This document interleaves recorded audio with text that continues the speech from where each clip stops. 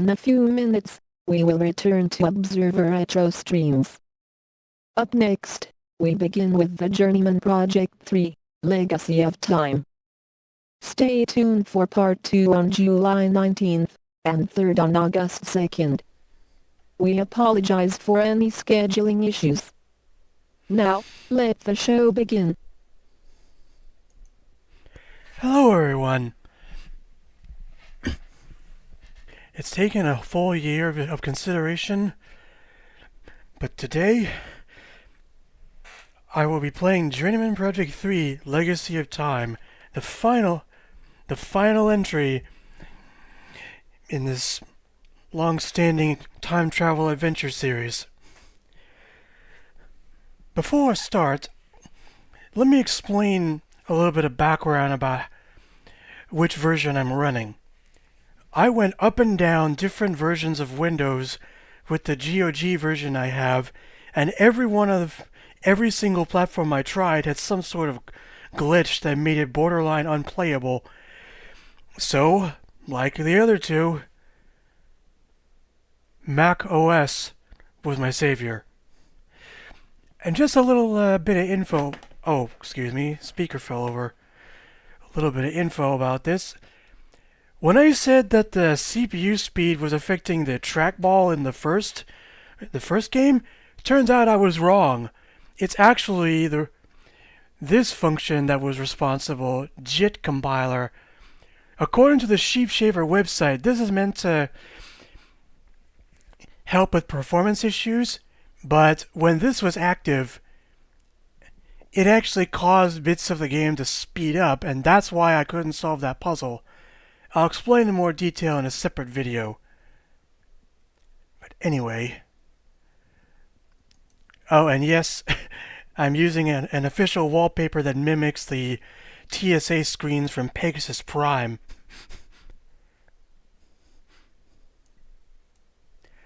Anyway, let's get going.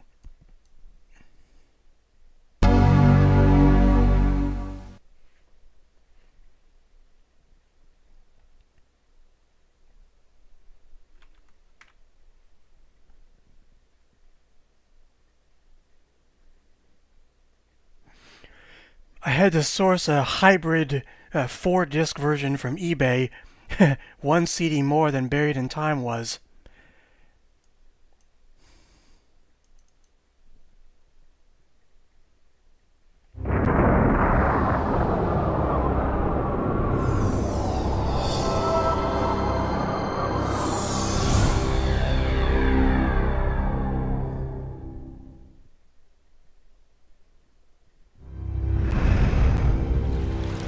You might recognize something coming up that I teased when I ended Buried in Time.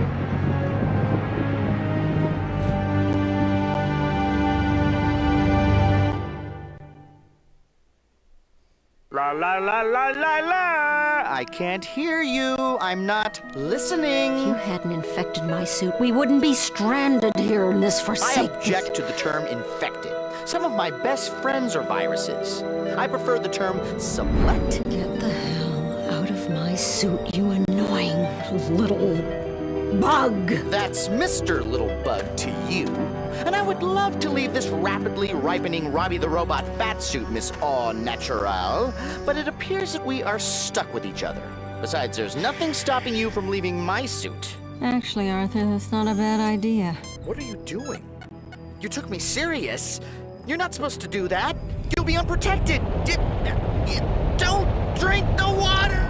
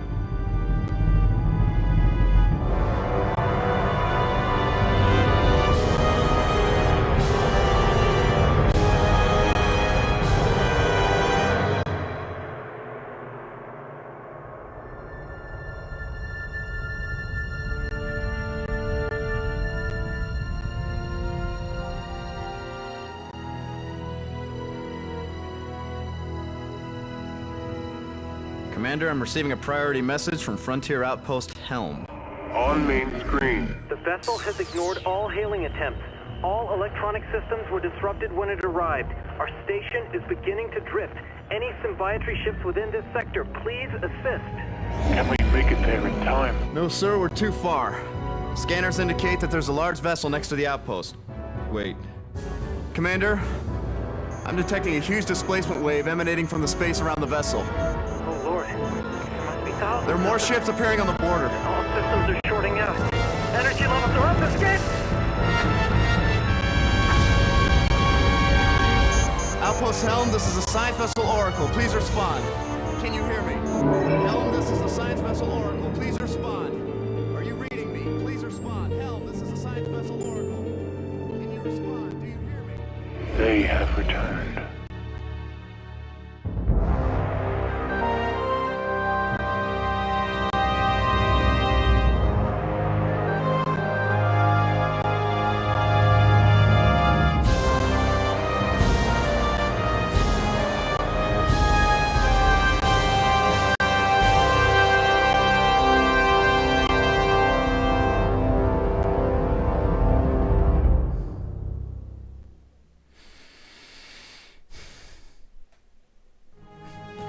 Apologies for the clicking you might be hearing. I don't know what's causing it, but I know it's been existing across the whole series. I'm working on fixing these issues, but for now I guess I'll just have to deal with it. So what the...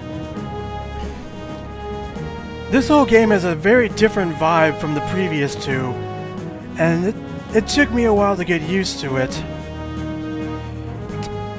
But I'll wait until we're actually in the game itself before explaining further.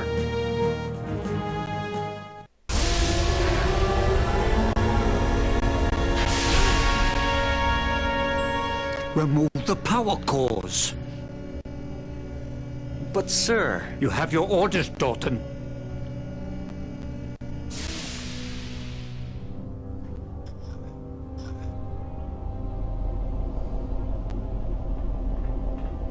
Hold it, Will. Agent Blackwood. The decree was just handed down from the Earthworld Senate. We can't just shut everything down. This is insanity. We have a responsibility to safeguard history, Commissioner. That responsibility has been revoked. All time travel operation has been suspended. Gage, this comes from higher up. What about Agent 3? She's still out there hiding in the stream. We already know what she's capable of. We can't shut down TSA with her at large. The Agent 3 case has been closed. There's no evidence she survived. We've scoured the time stream for a month and turned up nothing. She's gone, Gage. She knows exactly how we coordinate pursuit missions. With her training, she could easily be avoiding detection. We're making a tragic mistake, Jack. I have orders to deliver all jumpsuit cores to the World Senate. I will appeal there and fight this with all my influence. Until I settle this, I need you to uphold the suspension and take command of the TSA. Can I count on you, Gage?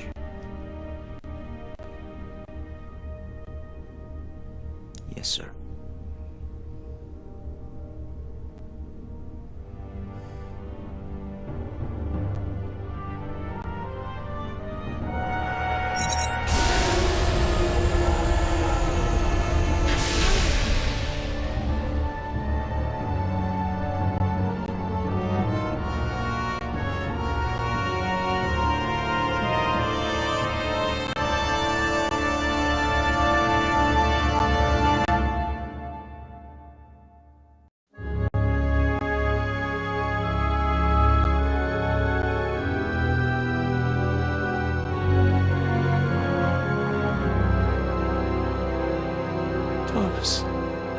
Elliot, your fears have been confirmed. The Kothalas have returned. Oh, I should have told him more when he came.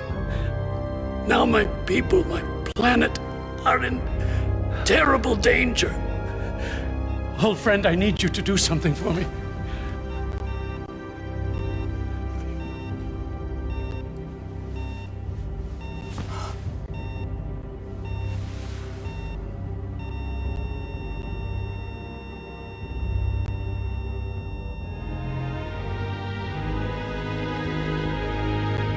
goodbye, old friend.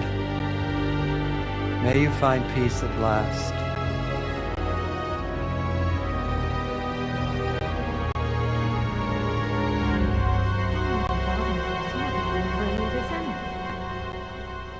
One thing I didn't tell you, Gage. You're gonna have to do the rest without me. I'm the virus. Thanks for the adventure. I'll see you on the other side. What's going on?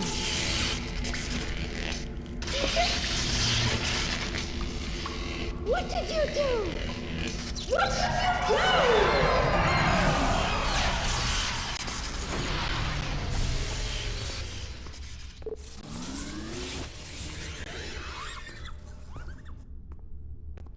What are you still doing here, Gage?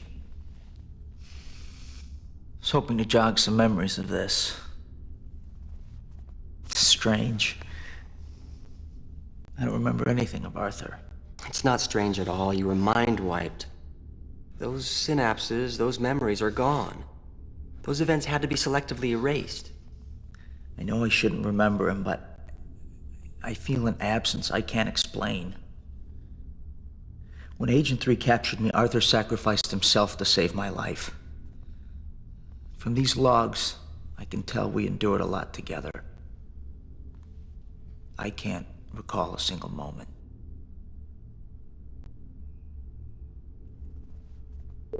That's it! She just hooked up the pipeline I needed. I'm gonna swim up and see if I can stop her. Good, you're awake.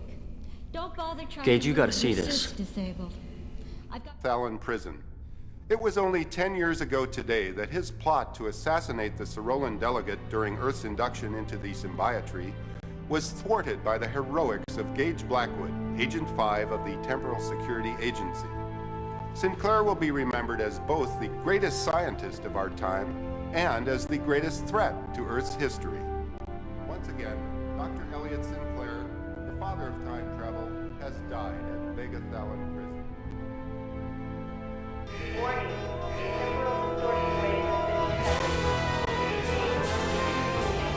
Not now! I've pinpointed the rip. Origin Mediterranean 1262 BC. It's caused a... Gage, there's a temporal distortion wave heading towards the present and it's amplifying exponentially. Agent 3, she's finally made her move now. The TSA is completely crippled. Will, you have to install a new core for my suit. Commissioner Baldwin took all the cores. We don't have time to construct a new one. There must be something. What about reactivating the Pegasus device? That old time machine? Not a chance. It's been shelved for years. Gage, we're suspended. We don't have many options. Forget the suspension, Will.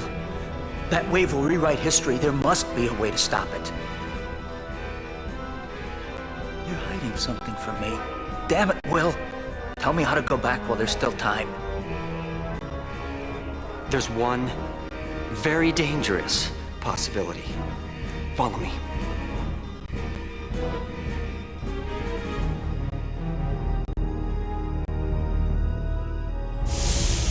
I'm not supposed to show this, even to you. But under the circumstances, well, here it is. The chameleon jumpsuit.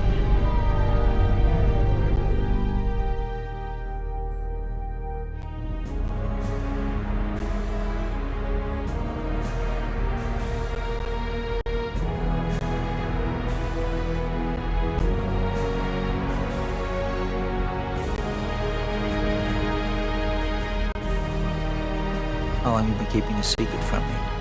I began working on the prototype about a year ago.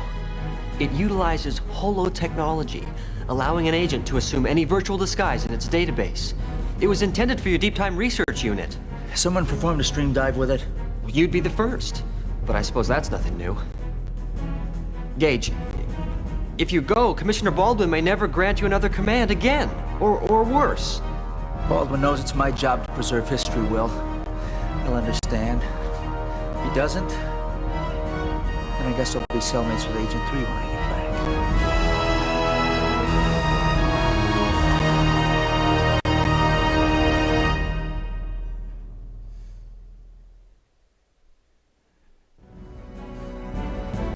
back. All right. There's no time for a full diagnostic, but I need to see if the chameleon system works. You should now see a display within your helmet. Move your cursor over me. Use it to capture my image. Hurry. Instead of a direct tutorial, this time we get a full control test of this new UI. And much like QuickTime VR, we can actually pan in 360 degrees by dragging the mouse. We're almost out of time, Gage. Use the chameleon device cursor to capture my image. Right. And you capture people like so. Good. Now my image is in your image database. Remember, you can only assume a form that is native to a time zone, which means you'll have to capture someone else's form when you're in the past. Also, you'll need to know how to initiate a temporal jump. There's a display at the top of the helmet that shows the date and the current time zone. Activate that and choose a location. You should only have one, the source of the distortion wave at 1262 BC.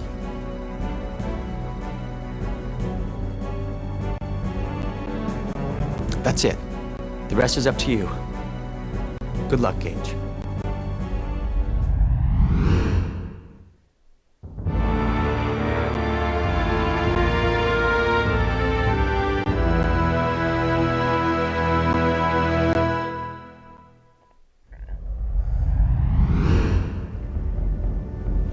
Phew, after that 20-minute long intro, finally I can go over the nitty-gritties of this game a little more.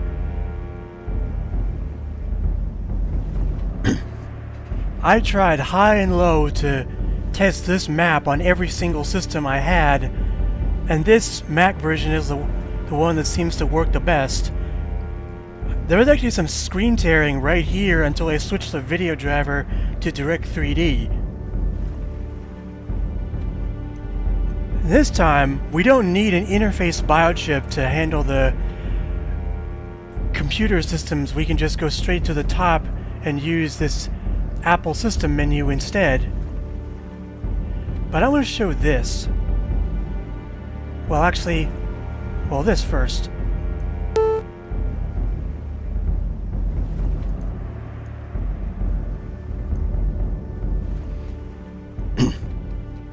This time, when we save our game, it actually shows a preview of where we left off.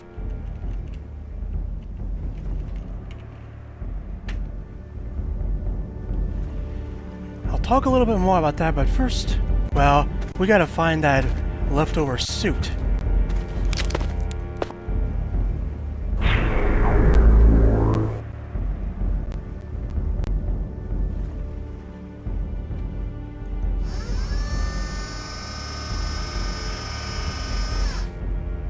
Gage, remember the smooth, sultry voice? It's me, Arthur!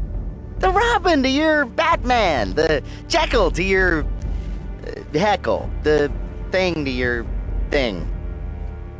Why the long face? You remember me, right? Dimples! Remember the... From your blank stare, I would say that you don't. Oh well, I'm not hurt. But if you don't mind, I'm gonna take a look around and make myself at home. While I'm checking things out, I have a message from your pen pal, Agent 3. Yes, Miss Joy. She left it for whoever found the suit.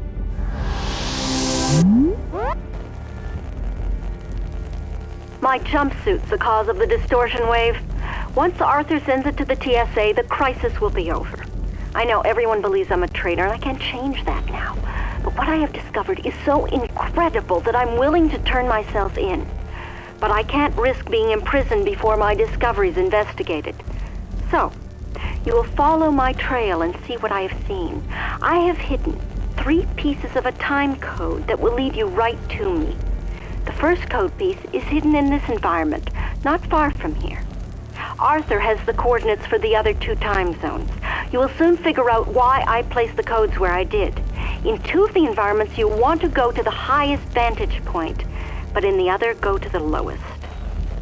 I implore you, keep your eyes and your mind open, and remember that your first duty is to history. The good news is, I know why you don't know me. The bad news is, you were mind-wiped. 2 months ago, you were taken from the past to help save your neck in the future. Together, we stopped Agent 3's plot to frame you. But I got zapped into the time stream with her in the process. Once your name was cleared, the TSA sent you back to your own time without any memory of the adventure, so you don't remember me. But we're back now. Together we'll find Agent 3 and bring her back alive. Oh, this will be more exciting than a pair of pants full of geckos.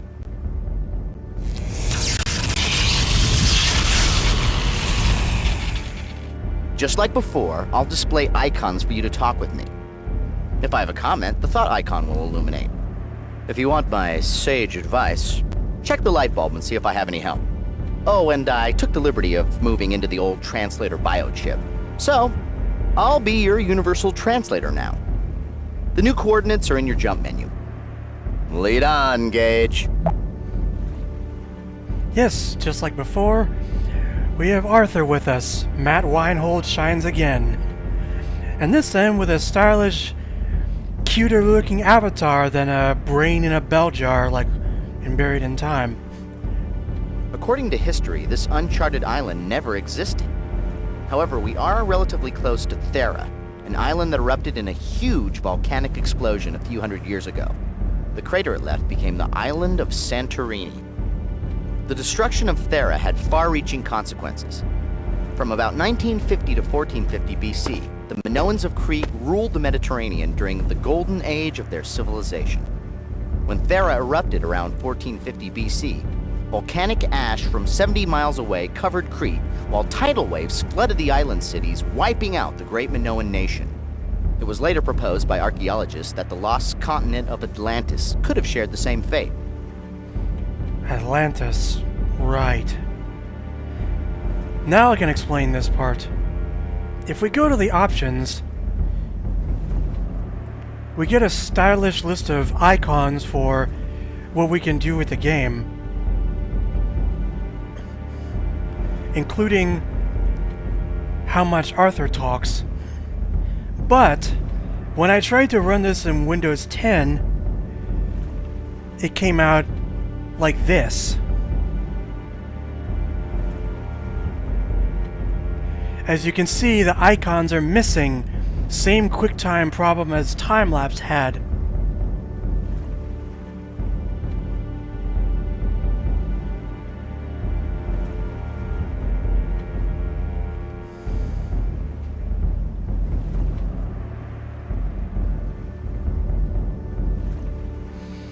So that's why I moved this over to Sheepshaver.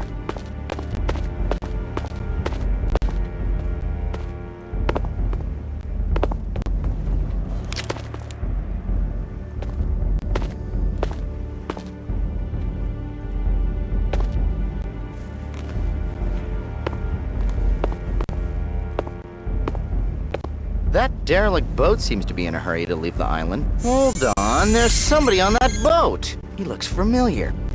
Call me time-space happy, but I swear that's Dr. Elliot Sinclair, the scientist who invented time travel. The guy you put away for 10 to 20 at Vega Thowlin. He could be Sinclair's distant cousin. You know what that means. Baldness is hereditary. Wait, let me see that again.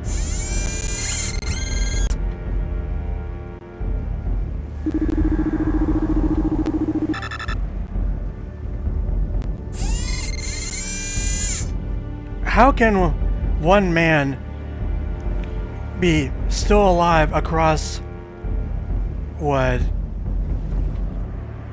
several thousand years? That's really strange. And speaking of strange, as you might have seen in the intro, most of the cast has been overhauled. No longer are we... Sorry, let me explain again. From what I know, the actor for Gage Blackwood was Todd McCormick, but he's been replaced by someone else in this game, along with William Doughton. Because he looked nothing like this version in Buried in Time. But hey, they wouldn't fire me, would they? I'm their chief technician. Who else do they have to get their net games running? I'm sorry, I think the insert button cues the controls. Oh, and those strange Mass Effect looking aliens, those were the Sorolans. You know, the people who said, "We are the Sorolans. Please do not be alarmed. We have come because we feel that you are ready." You have reached a point where you are no longer dangerous to yourselves or others. This is why we've chosen to invite you to join us, the Symbiotry of Peaceful Beings. We are an alliance of sentient beings whose objective is to benefit from the sharing of knowledge and culture.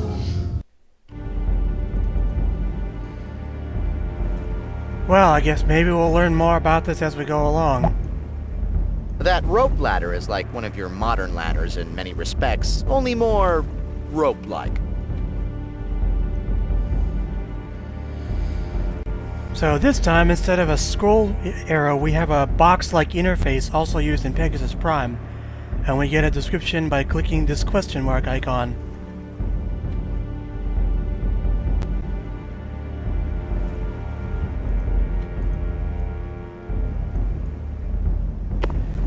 One feature is that if you hold down the mouse button for certain transitions, you can keep going.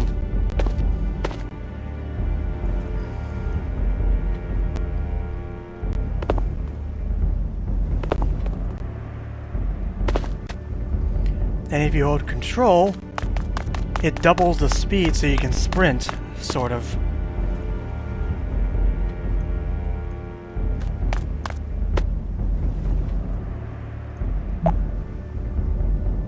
That building was not dilapidated from natural erosion. I would say that it looks freshly smashed. Who would have it in for a windmill? Don't look now, but that broken windmill is staring you down. You're no Don Quixote, but I think you can take it.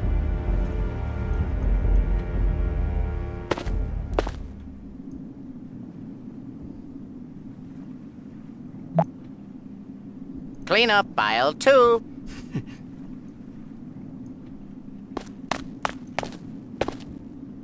Whoa, overshot it. So it looks like whatever blew up this wall also took out this part of the stairs.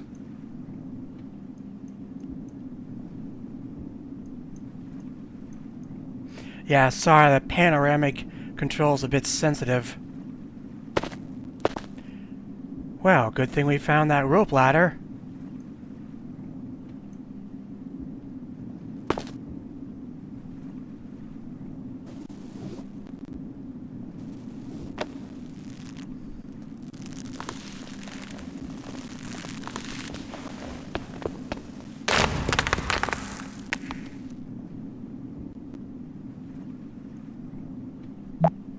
Uh-oh. Oh no, the stairs are wasted. My parents are gonna be pissed.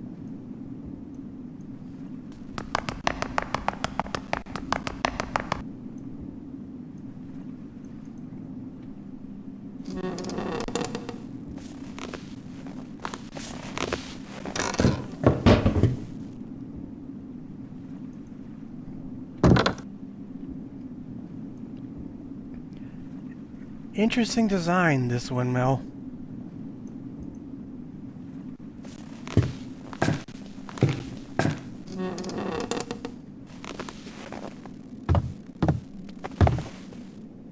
This island isn't deserted, it's been attacked. Something destroyed the city's seawalls and flooded it. Yeah, that definitely looks like a flooded ruin.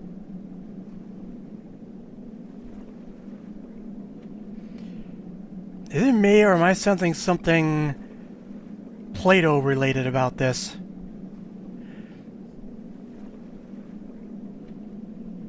Interesting eclipse. Well, that looks deliberately made.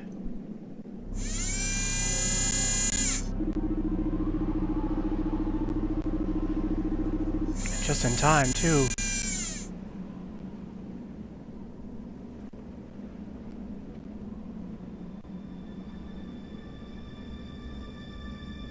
That's no moon.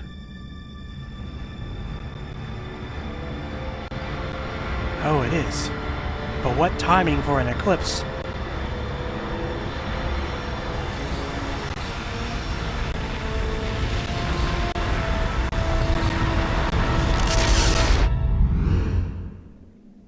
That Cyrolan ship completely leveled that building. But the Cyrolans are supposed to be the good guys. The founders of the symbiotree. Why would our allies attack? We need to get to the bottom of this. Let me check out the time code. The time code you found is 1/3 of a temporal coordinate. With the other 2 pieces, I can triangulate Agent 3's location. Well, you found one of the codes. I assume I have your interest piqued. Now, find the other pieces. There's still much more to see. The nerve of her! Coming in here, taking over my space. Next thing you know, she'll be cleaning up my workbench. We're in a null time pocket, Gage. If this place was a verb, it would be regurgitate. Agent 3 and I discovered it when we were thrown into the time stream. Not a terribly exciting place to honeymoon, but I figured it was safer than where we just were. Oh, this is what we used for our inventory with the jumpsuit. How objects could take up no weight and not burden us. Gage, I think you're good for about 900 more flushes. Gage, help! We're trapped inside your screensaver! I wonder if Bristol made a screensaver like this. Anyway, so now we have two more destinations. Andes Mountains. Oh boy, I wonder what we'll find here.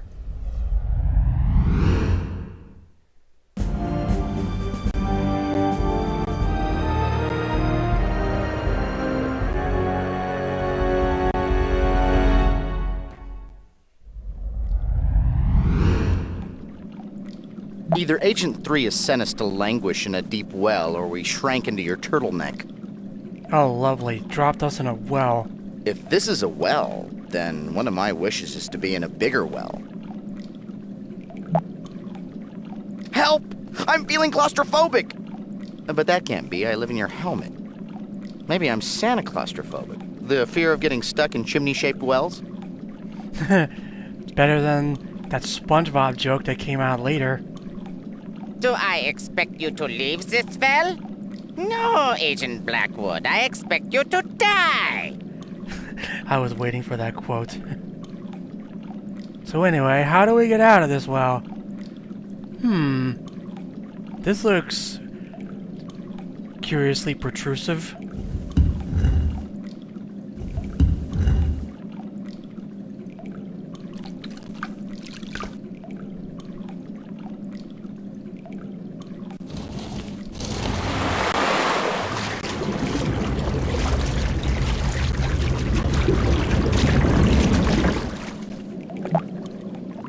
Next time we vacation in the past, I'll bring my swim trunks. So what's next? Bungee jumping off the pyramids? Bull leaping in Crete?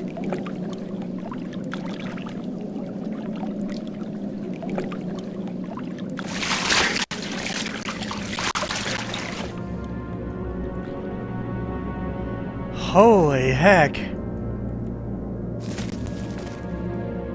It's like the apocalypse hit.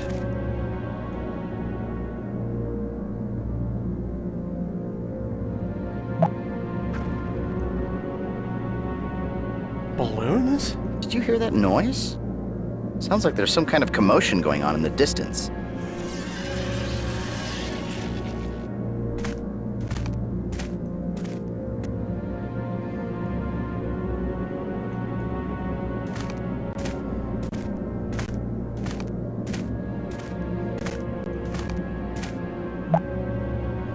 Whatever tore through here seemed intent on breaking and scorching everything. From what I can tell of the remains, the former culture was very advanced, and judging from the shape of this plateau, they mastered terrace farming techniques. Although they probably should have put more time into the fire department. So whatever this is, it's gotta be close to Machu Picchu. Well, there's something we can take. Holding 300 pounds, wow.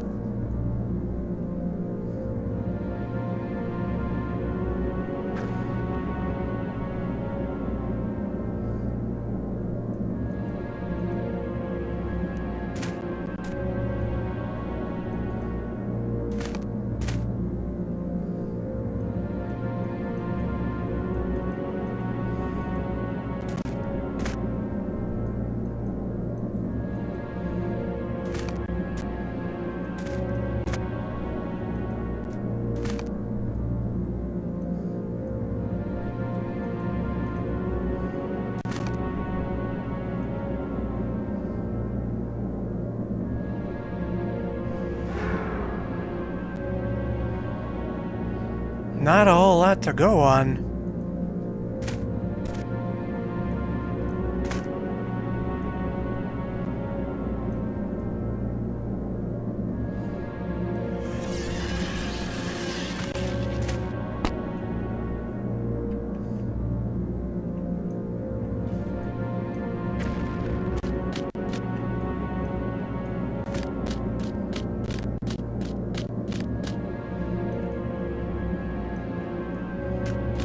What's over here, then?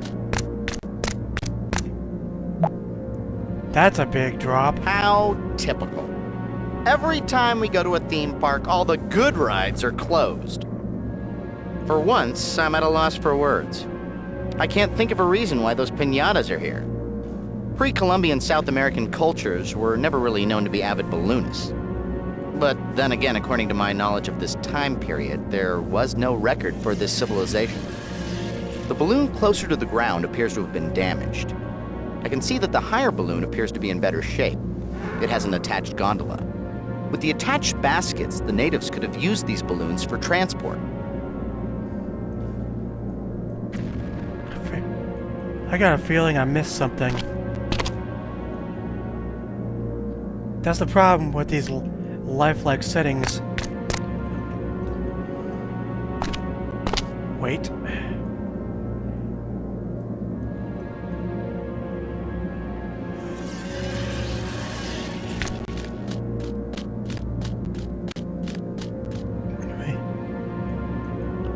Aha!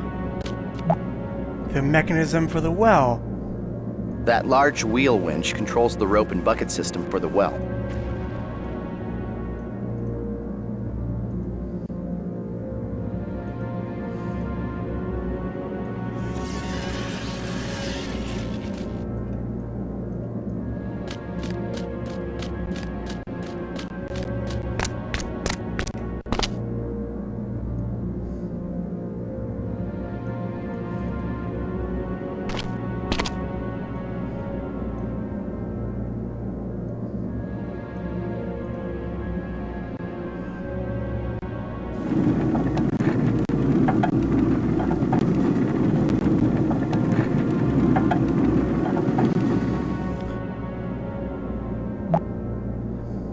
Not exactly the prettiest balloon, but it definitely maybe should fly.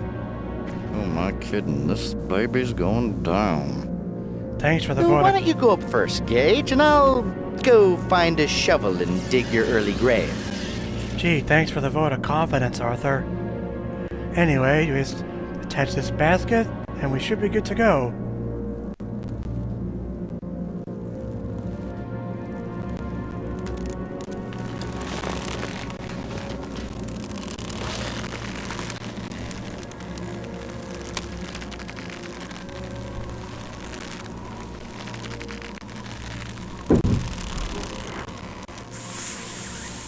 Do you hear a hissing noise?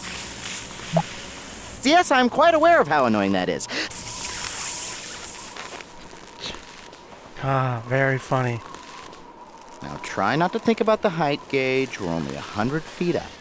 Just breathe deeply and sob into the in-flight magazine. And here we are in the skies, risking our very lives, waiting to observe disgusting mating patterns of the South American wallow-wallow swallow. Hubba, hubba. You know, being up this high in a hastily constructed, barely navigable flying balloon, and knowing that you've never had a flying lesson, really puts things in perspective, Gage. I found that being hundreds of feet in the air makes me twice as frightened. Yeah, it's funny, I remember all those dossiers from the old files biochip, and none of the TSA agents actually took flying lessons. And by the way, I should note that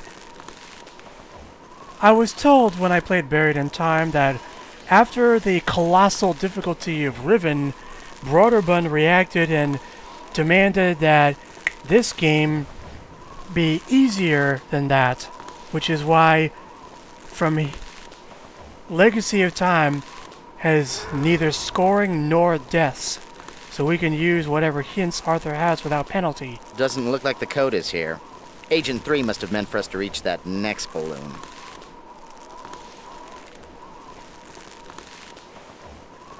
Ah, good question. How do we get to that other balloon?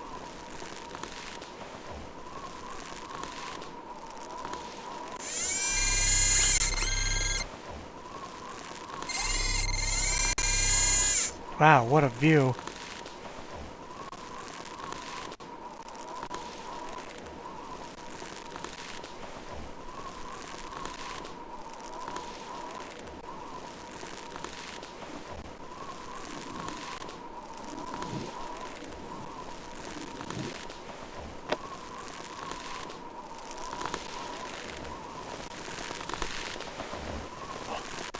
This is terrifying.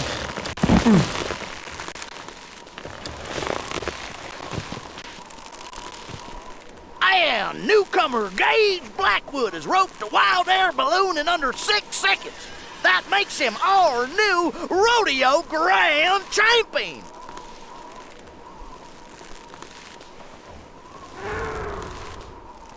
Yep, Gage is quite a stuntman, isn't he?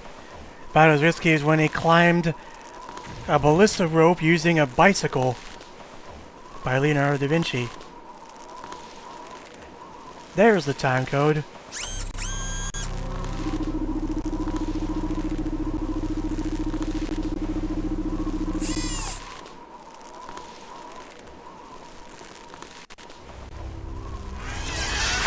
Whoa! So that's what that screaming is coming from.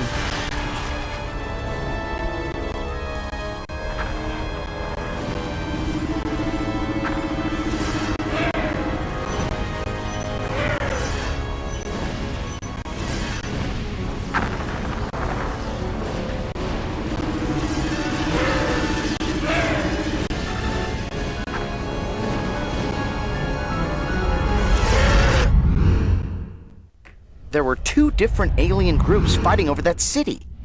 I recognized the Cyrolan ship, but I have no idea who those other vessels belong to.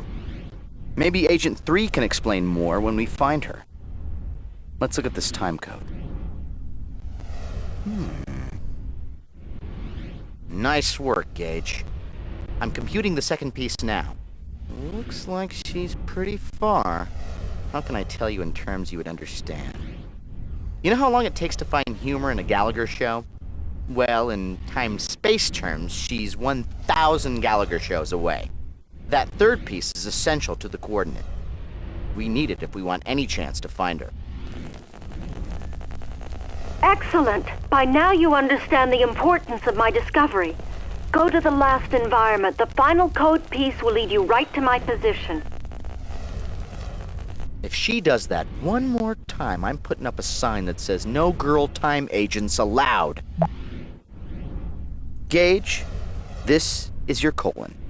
Eat more, Bran. The whole space-time continuum concept is actually quite simple. You see, Gage, space and time are actually just floating along in a big lava lamp. That sounds almost like what Doctor Who would say. Himalayan mountains, huh?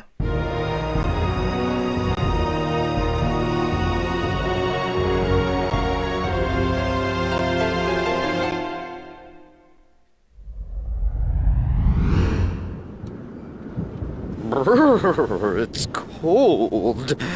I think we just arrived on Agent 3's shoulder. From the state of things, we just missed the avalanche that tore through this building. If we invented toboggans centuries before its time, we could sell them to local Tibetans and be gazillionaires in the future.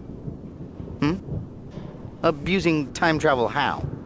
Oh, I suppose you want to save the world. What about our needs? Yeah, well, Arthur, that's the very thing my future self was framed for, remember?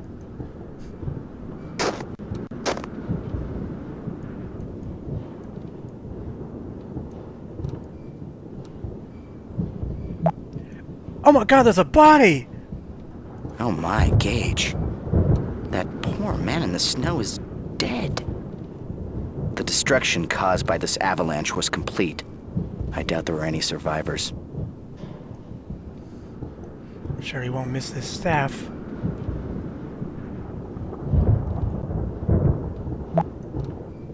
Would it be improper for an artificial intelligence to go sledding? Just one hill, Gage. Come on, it's the Himalayas.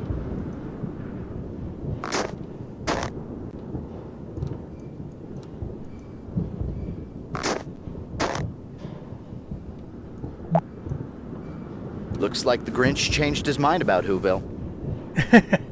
That would be interesting to see.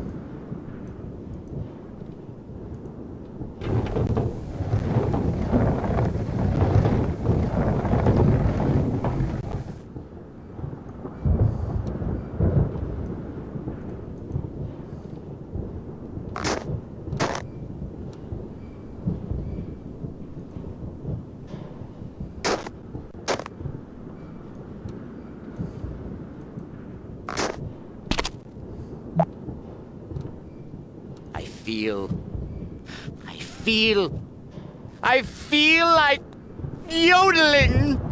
Yeah, well, unlike our good friend O'Reilly, I don't know how to yodel, and I definitely, and if I tried, the best I could do would be to whip out that sound effect from Ed, Edd n Eddy, which would definitely kill the atmosphere. So no yodeling from me. But this place definitely looks like the Patala Palace. If I turn that wheel, it looks like we can go down here.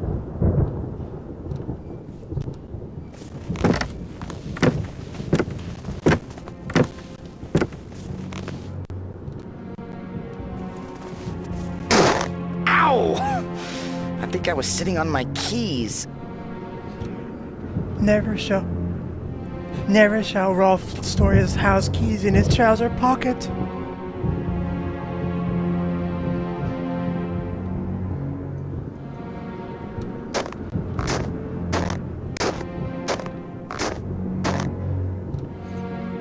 More like a window than a door, but... Your old hard life of crime just might pay now. We could get into this building if we break in through the window. The beauty of my plan is that breaking and entering isn't even illegal yet. Remember how we used the metal bar to break into Da Vinci's study? Well, same principle.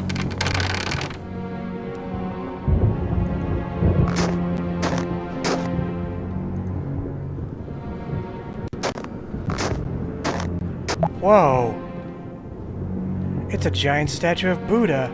Just think, if we were in the Magic Kingdom, this would be Tragedy Land. In case of an emergency, please exit the building over the escaped Buddha in an orderly fashion.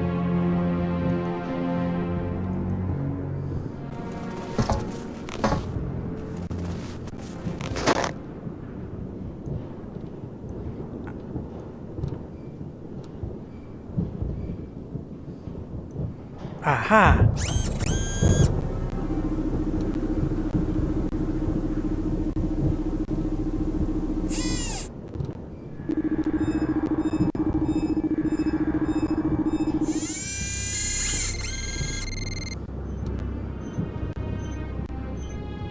The hell?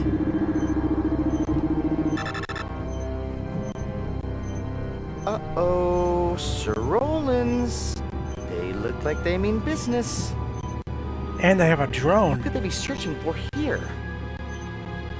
Uh-oh. Gage, if we don't leave now, the master of the flying guillotine will finish us in a split second.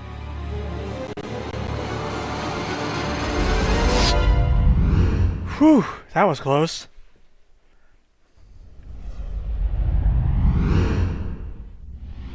We've got her! Computing her position now. According to these coordinates, Agent 3 is hiding 14 days before your present time on a different planet. Possibly Jupiter or Saturn. Okay, I have her position now. Be ready for anything, Gage. Now you know that aliens destroyed Atlantis, Shangri-La, and El Dorado. Imagine how history would have been different if those cities were spared. The TSA must know of our discovery. With the last timepiece, you should have the coordinate for my position. I will be waiting.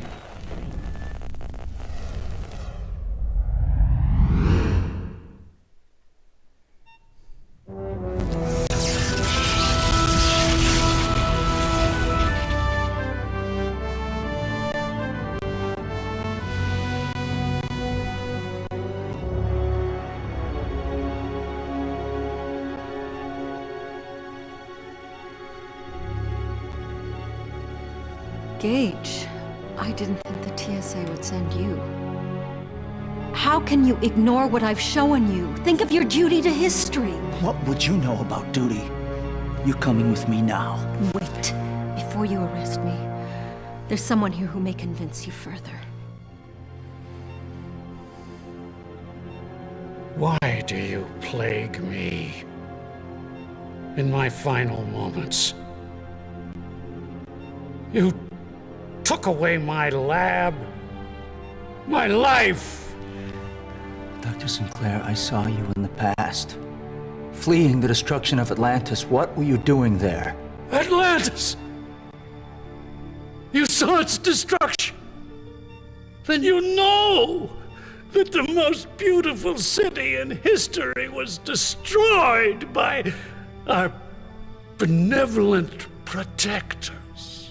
Yes, I saw it all, Elliot. But why did the Sorolans attack? They're our allies. They razed Atlantis. It was an unrelenting fire. When the Sorolans came back 10 years ago, I tried to warn Earth, and nobody would listen. And I was imprisoned by you for my foresight. I need to know more. Who were the Sorolans fighting? Long ago, I believed in higher powers. I took it as my purpose to heal and shepherd the world. But the world turned its back on me. And this is my reward for a lifetime of faith. Goodbye, Agent Blackwood. Elliot.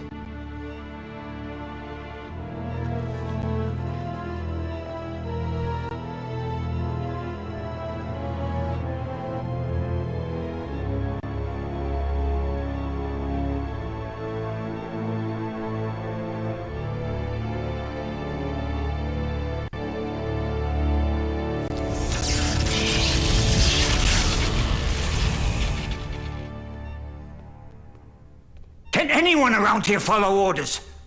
William, the chameleon prototype was top secret. You're in this just as deep as Gage is.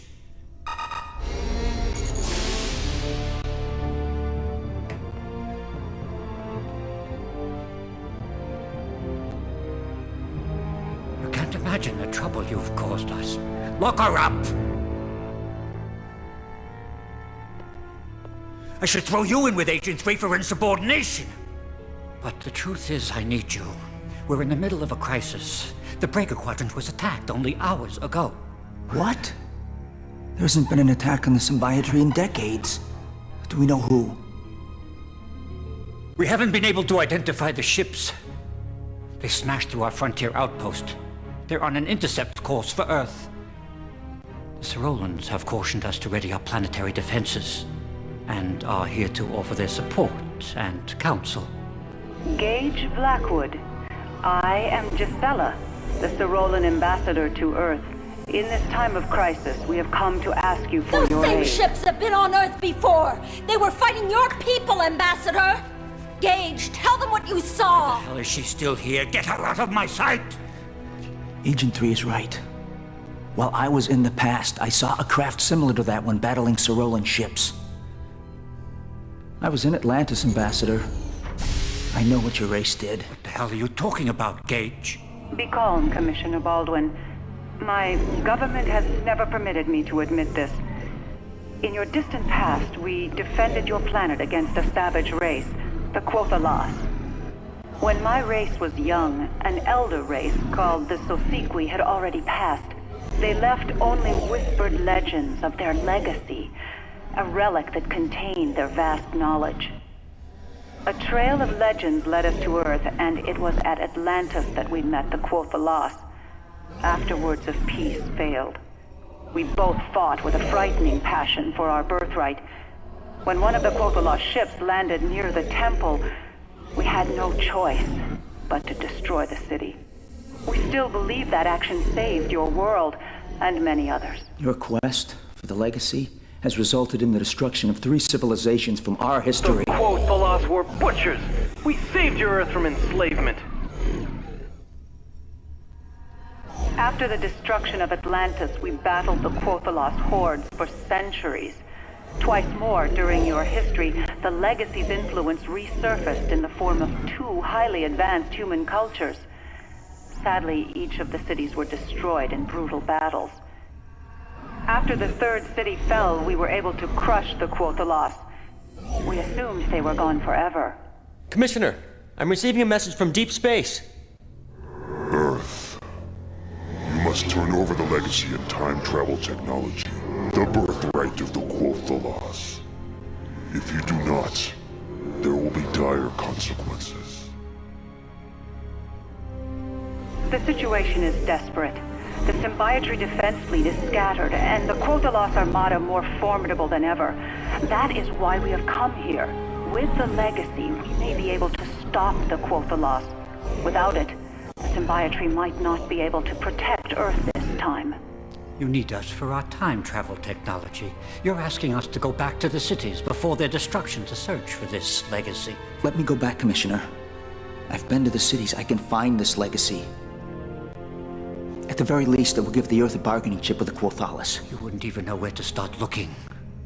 In each of the cities, the attacks seem concentrated over the central temples. The legacy may be hidden in one of them.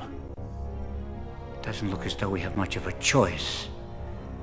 But this is going to happen our way, Ambassador. This will be an Earth investigation only. The Earth government will be made aware of everything you've disclosed. My government should not have kept this from you for so long.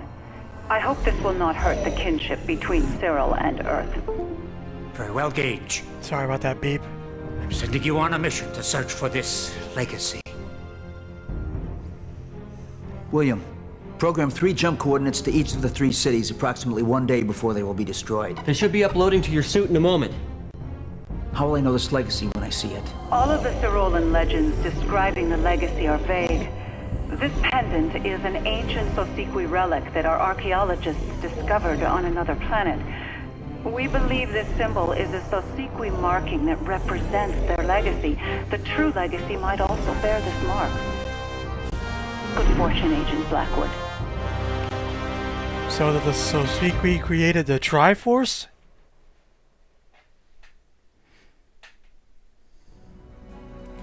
Oh, William's not here, but now we can freely look around. Meanwhile, back at the Batcave.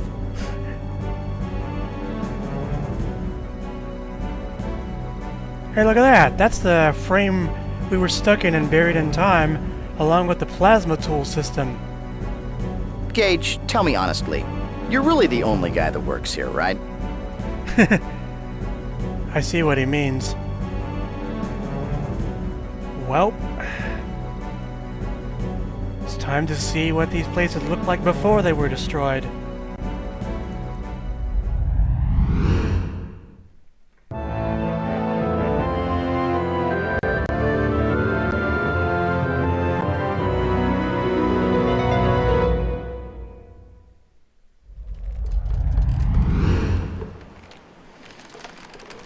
Well, I'll be darned.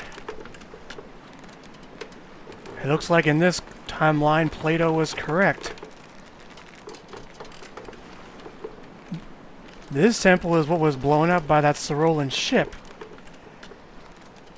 This whole story is so laughably just funny because when I played time-lapse, like around last year,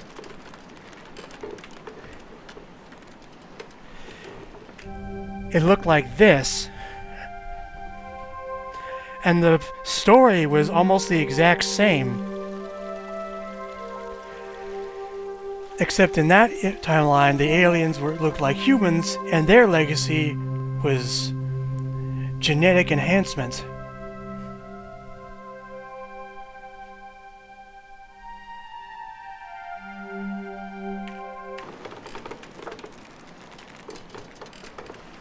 Stories just keep repeating, I guess.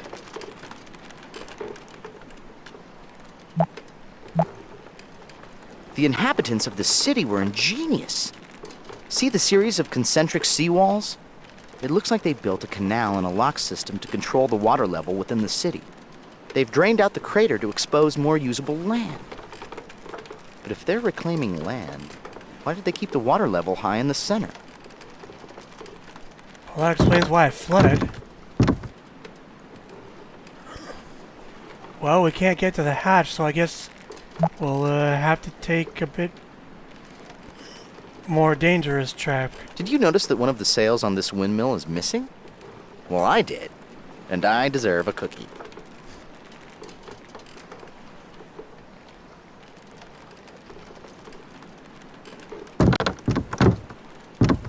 What an incredible city.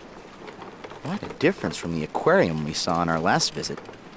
Judging from the caldera crescent shape of this island, I would gather that it was once an active volcano.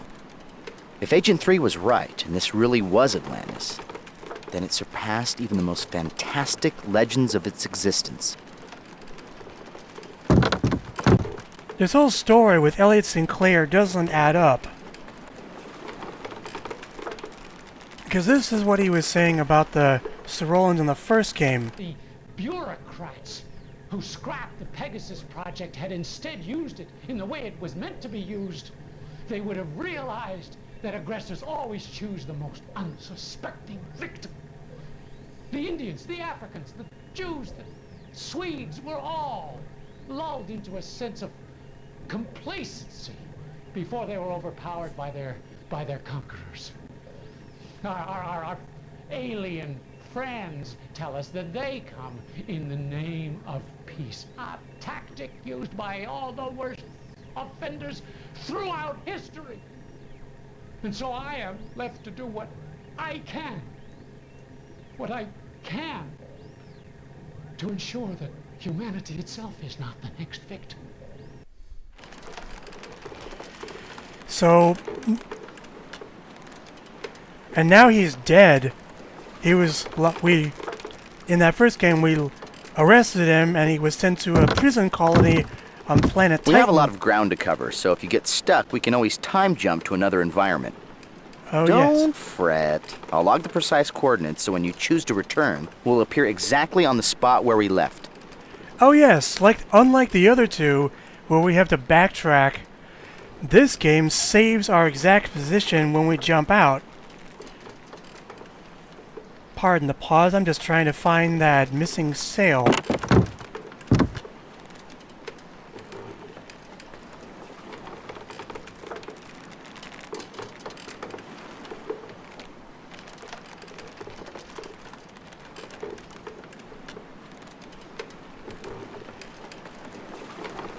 Look to the center of the city. That's the intact temple that the Sarolans obliterated into flaky temple dandruff. The layout of the city seems to radiate around it, as if it dominated every aspect of their culture.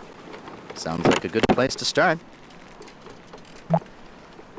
That door might be a trap. Door.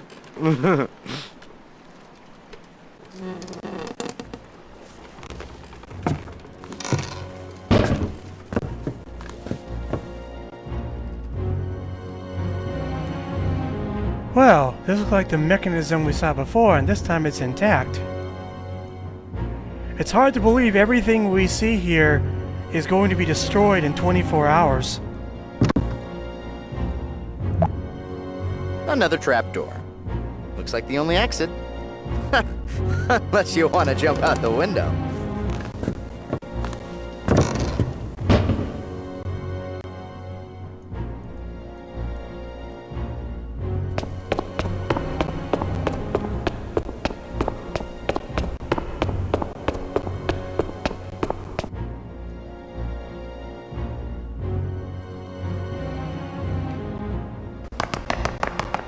Whoa, stop, Gage. That must be the keeper of the windmill. Since you don't have any Atlantean guises in your chameleon database, it might be wise to meet him later. Let's find another way around. Okay, our mission is to find this legacy, right? Let's start making our way toward that central temple. Since the windmill keeper is down below, our exit options are limited, but I'm sure you'll come up with something. This control key speed option is really handy. It's not missed zip mode, but it's close.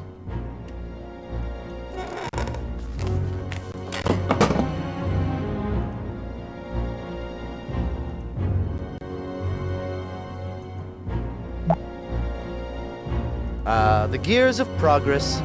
Look at how they turn. The gears of Gage's mind. Smell them as they burn. See, a little poetry. Cute? No.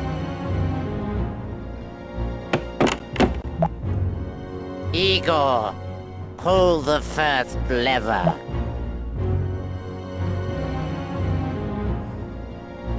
I need a lever that won't drive me crazy.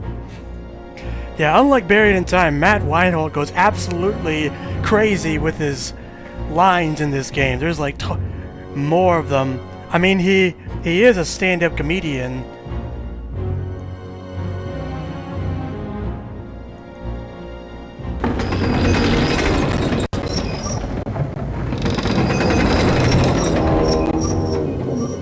A few more turns, Gage.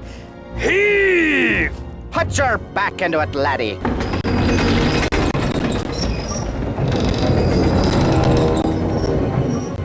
The first game actually used this mechanic too, because when we had to get a historical log, the whole island was going to be destroyed by a volcano, so nobody would know that 250 million BC that anyone was there.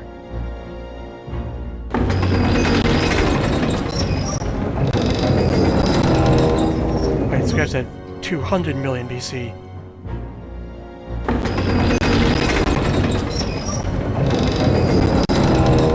Come on, where's the one with the missing sail?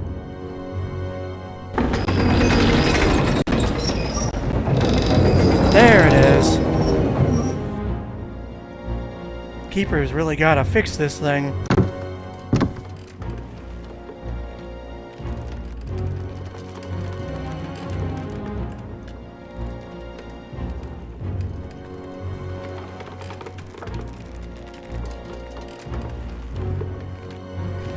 I'm not fond of proposing dangerous plans, but if you turned around and pulled the lever, the clutch would disengage and the windmill would turn. Then the blade would carry us close enough to jump onto the wall. I take what I said back. I love proposing dangerous plans.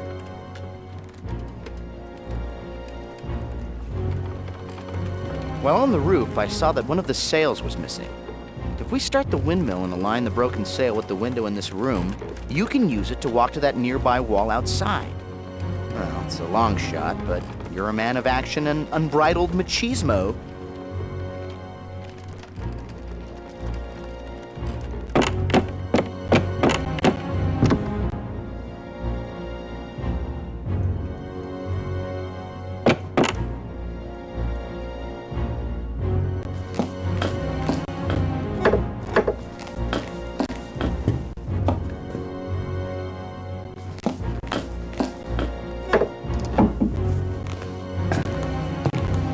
Wait, did the trapdoor just lock itself?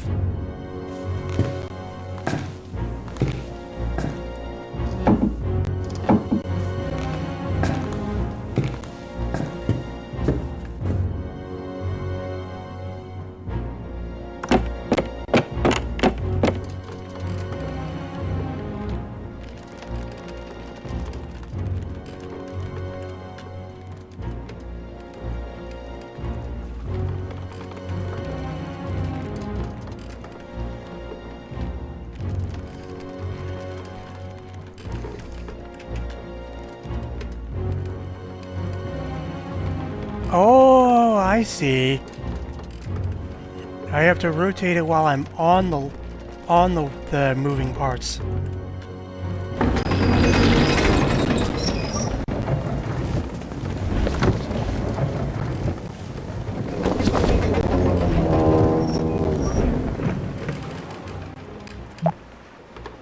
The first description of Atlantis in literature was from Plato in a series of discussions from his works Timaeus and Critias. According to Plato, Atlantis was a utopia that existed somewhere in the Western Ocean. It was never known whether Plato was actually describing the fabled lost continent or fabricating an elaborate concept to help prove an argument, as he was known to do. We shouldn't stand here for too long. From up here, we're likely to be seen. Oh, hi down there! Who, us? Just a couple of windmill repairmen doing their job. Gage, quick, show him your butt crack. Anyway, we should find a guise quickly before we really are spotted. Don't worry, unlike Buried in Time, we're not really in much danger. We'll just be structurally blocked from progress. Anyway, it's time for some hardcore parkour.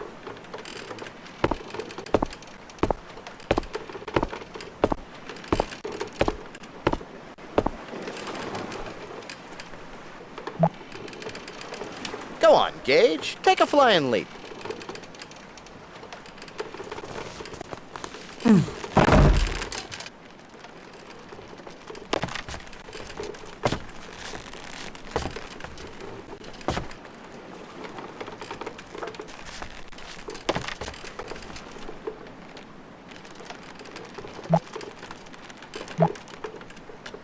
Remember, don't look down. I told you not to look down. Now you better use the umbrella.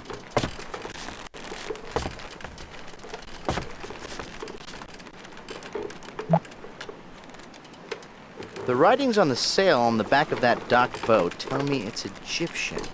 Let's see, I think it reads, "My other ship is a barge?"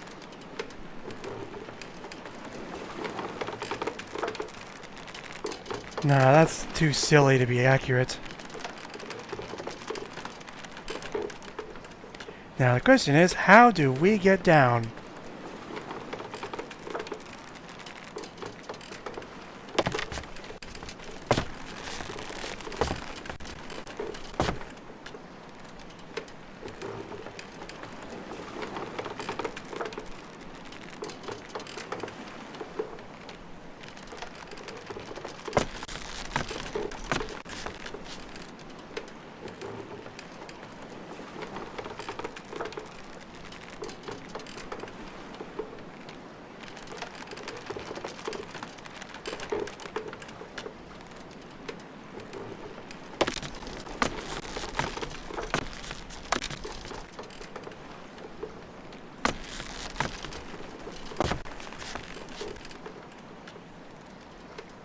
From our little perch, I'd say we have a couple of options.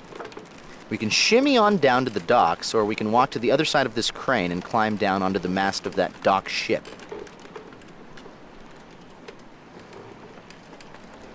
That's nice and all, but I don't see a prompt to go down.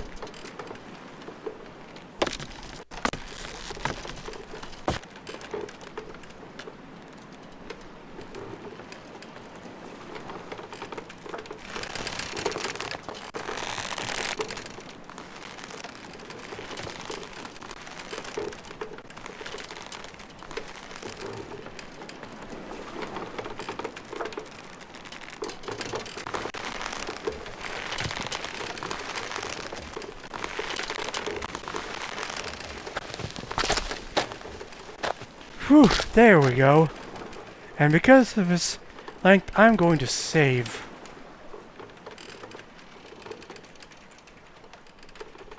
By the way, I'm using a different keyboard. I spilled coffee on my main one, so I have to go get it cleaned.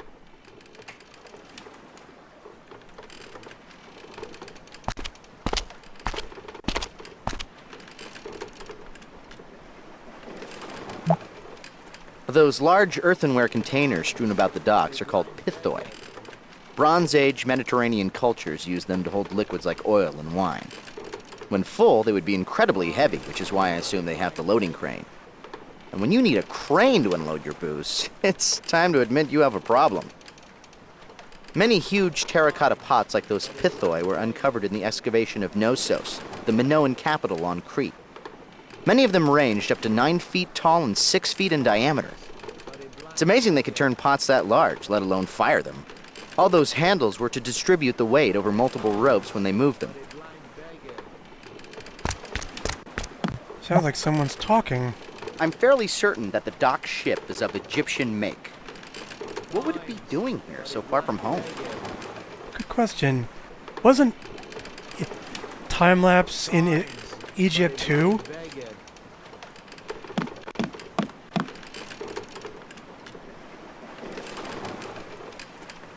Hello, who is this? Well, we got our first guys. Coins for a blind beggar.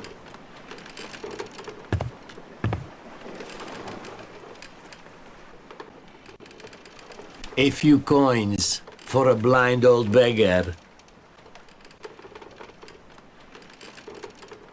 Sorry, I can't help you. Looks like nasty weather. Nasty weather? That's strange. Even a cautious weatherman would tell you that today is a parasailing day. I'm sorry, I would have to disagree. Really? I could have sworn I felt a star moving in. Well then, in that case, I think I'll stay here and get some rest. Now bear in mind, Arthur downloaded himself into our translator biochip, so every person we meet will hear as English, because that's how it worked in Buried in Time. Presumably, these people will hear whatever language they know, and vice versa. So for once, it's justified, unlike a show about cities of gold.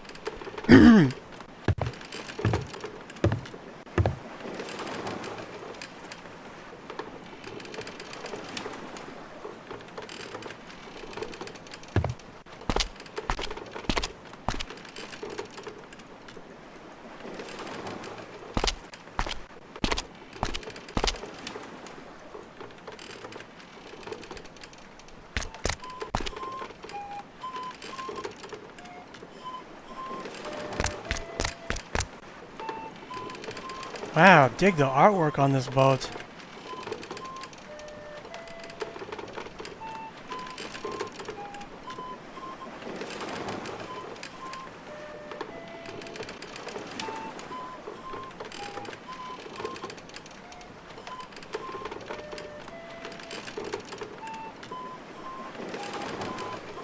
Oh, this is useful. I didn't know this.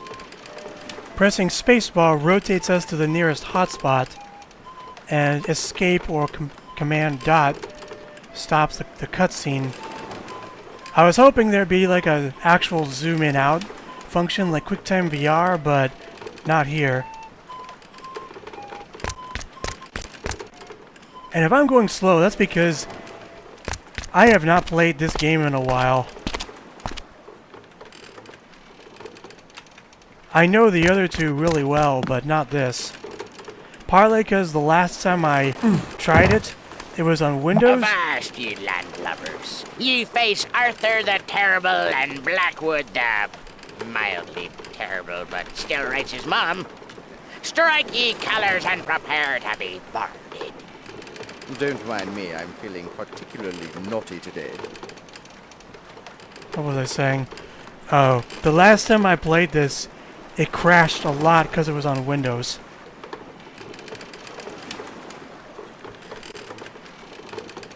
This is interesting. A gaff, like gaffy sticks that the sand people used? Probably not, but interesting name. Captain's log, stardate 1262 BC. On a routine expedition, we've stumbled upon a strange Atlantean vessel with no crew. I'm hoping to rescue a naive alien mermaid shackled within the brig of this ship.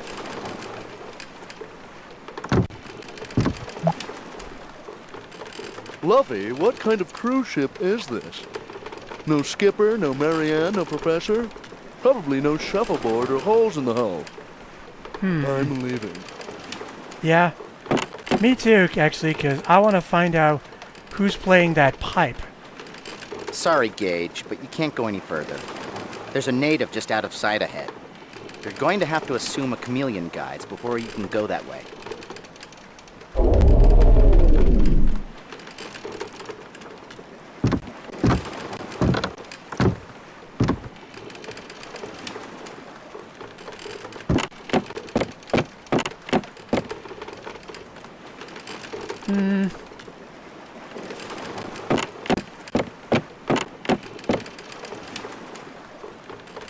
Oh, he meant this native.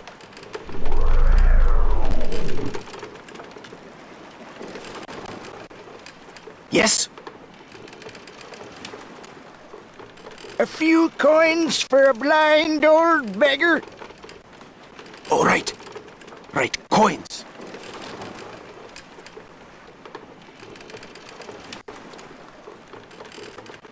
Is there not something you wish to say?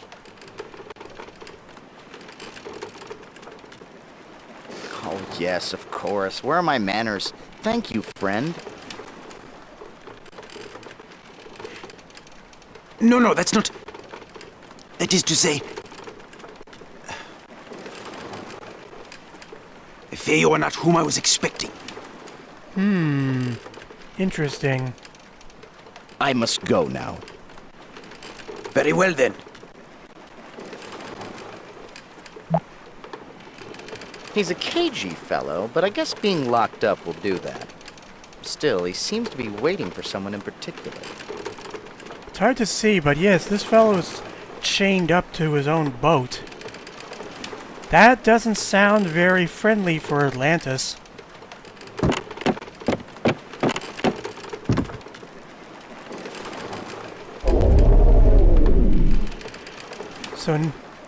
So one gimmick of this game is that we can go around with all the guises we have and get different responses out of the people we meet. I'm gonna try not to drag that out too long because I know I've already been going for an hour and a half normally, but some of that is probably gonna be mandatory.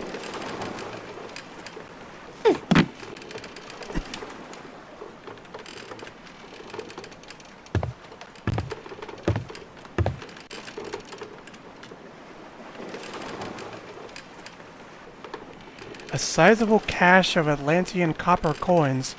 The inscription on each coin reads 10 dromoi. And as it happens, it showed a handful, but we have actually an infinite number of coins. Just like that little bit we grabbed and buried in time.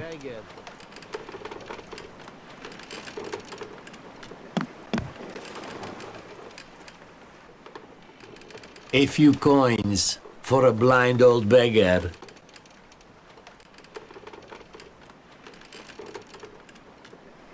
Thank you, friend. Looks like nasty weather. It would seem so, yes. Well then, perhaps you had better move indoors. You would not want to be caught in the rain. Interesting. He keeps saying that phrase. I wonder if it means anything.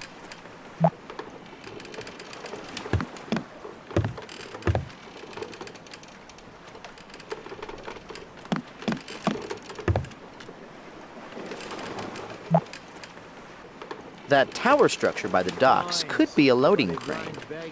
The ball of rocks probably acts as the counterweight to lift things. With that big of a crane, they would be able to load waiting ships with massive cargoes, or important passengers like Marlon Brando.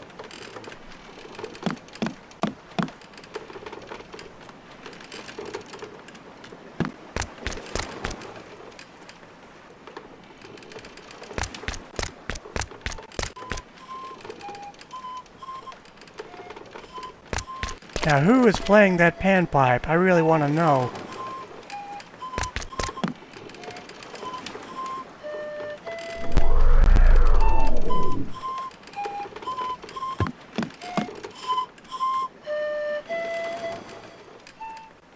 Oh, where can I take you? Well, this guy is actually a ferryman, and we can pick different places to go. The temple. That will be 10 dromoi.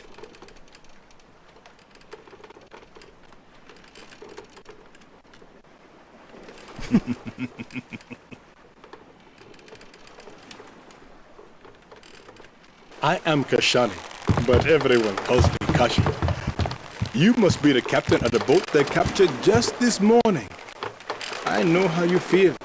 I am a victim too. The Atlanteans capture anyone that passes by. Now the Atlanteans have kept their city secret for over 1,000 years. Whenever a ship passes too close, they capture it and they force the crew to live here as second-class citizens. No one is allowed to leave. The rules are very strict.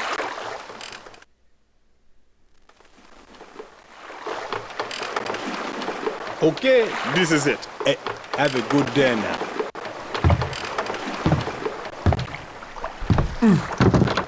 Where did this Kashi fellow come from? Jamaica?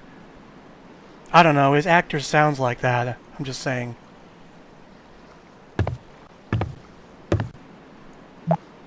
Holy crud. The double axe was the holiest symbol to the Minoans. Religious axes were used by priests to kill sacrificial bulls for their beloved earth goddess.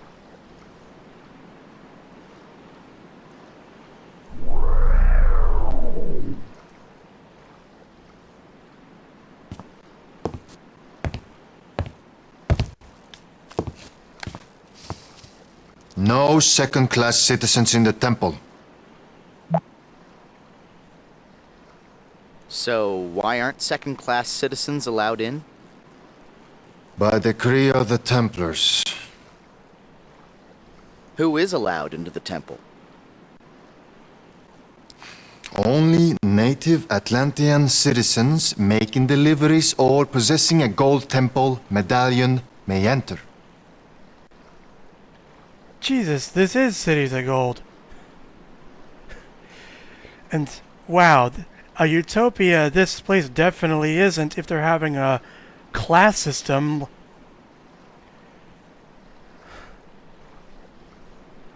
What medallion? A gold medallion bearing the seal of the temple. How do you expect to gain entry without one? What kind of things get delivered to the temple? Anything the Templars have need of. Today, deliveries are expected from the olive oil and potter shops. Well, then it would seem that I'm not going to the temple. Good day.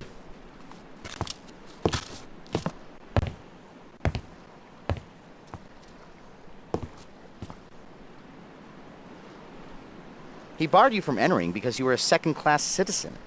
Sounds like the city has set up some sort of rigid caste system. Maybe you could imitate the guise of another person a few rungs higher on the social ladder and find a way around the lock guard. Where's your modesty? You can't change your clothes in front of a stranger.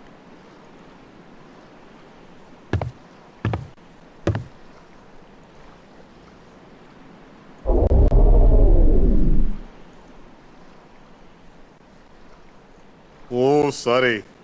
I'm waiting for someone. Please find another ferry.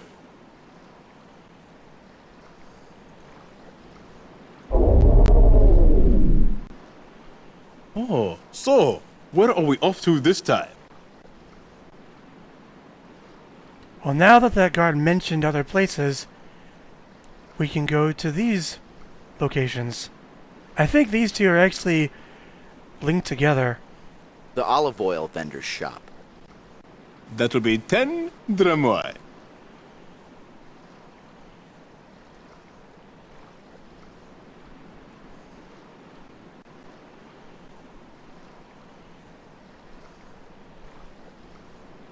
Do not lose hope, huh? You are not alone. Many of the non-natives refuse to live as captives. They have formed an underground resistance group and are planning to escape the island. Last I heard, they were almost ready. They will probably contact you soon if they have not already. Hey, do not tell anyone what I have told you. Hope the guard didn't hear that.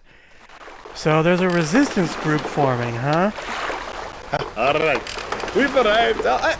Thank you for your business, eh?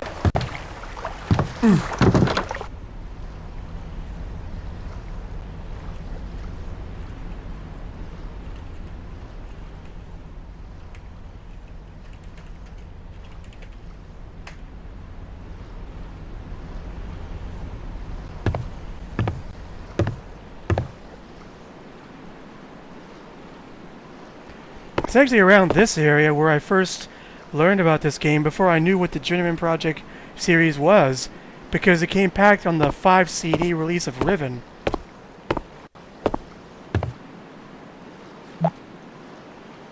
Those are black olives basking in the sun. Mediterranean cultures like the Minoans were able to cultivate the rocky fields to grow olive trees, creating a lucrative olive oil trade. From the amount here, I'd say that olives were one of the chief exports of Atlantis. Well, there's me olive oil.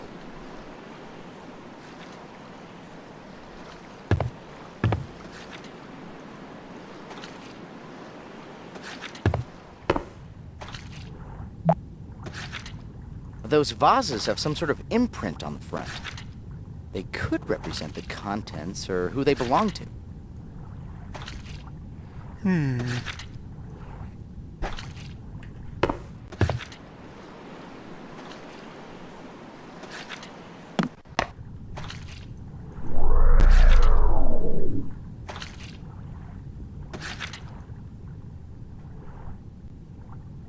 Oh, forgive me.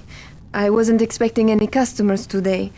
I just assumed everybody would be at the festival or preparing for the Kalos Kalir. It is easy to forget that not everyone on the island shares our beliefs. So, what happens at the festival? The festival is a 5-day celebration ending with the Kalos Kalir.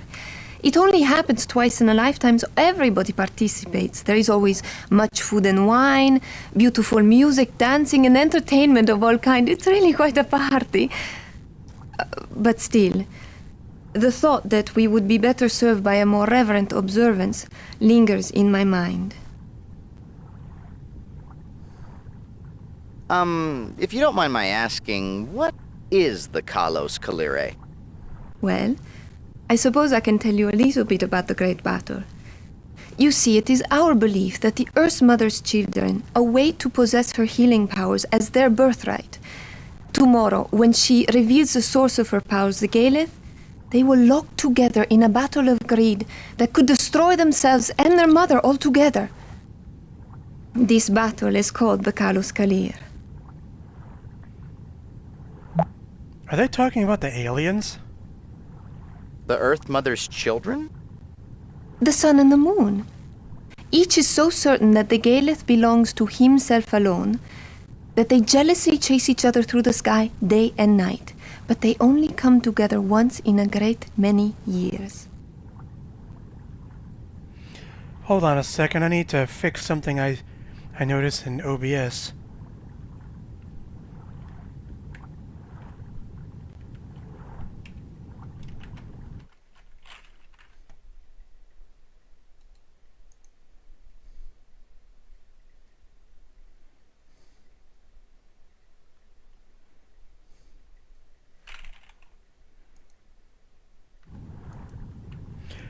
There. Fair. Galeth, huh? Where will the Earth Mother reveal the Galeth? In the temple, it will flow up out of the earth on a column of water, and as the water flows over the Galeth, it will become imbued with healing powers and refill the reservoir. At least, that is how the Templars have told us it happens. They're the only ones allowed to witness the miracle. Who are the Templars? They are the priests. Some say the Earth Mother gave them the secret of eternal life. But who would know? They almost never leave the temple. Only only once have I ever seen one of them.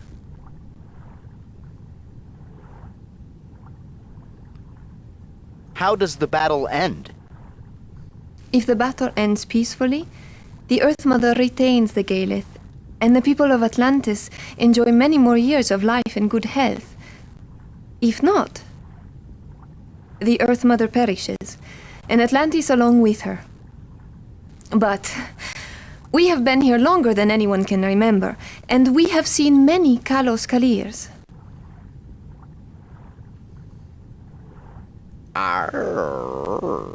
Gage, ask if she might be interested in a Pisces with a rippling disembody and a very sexy voice.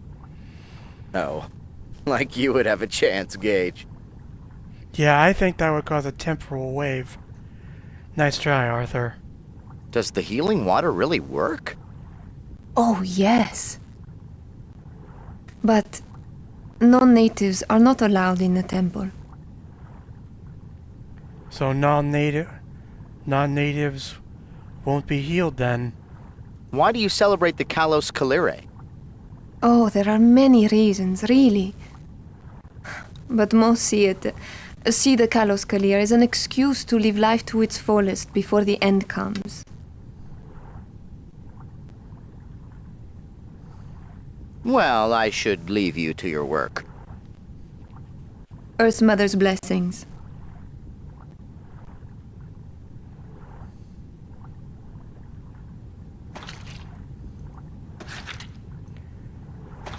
That transition between green screen and CG is really silly. But I appreciate the attempt.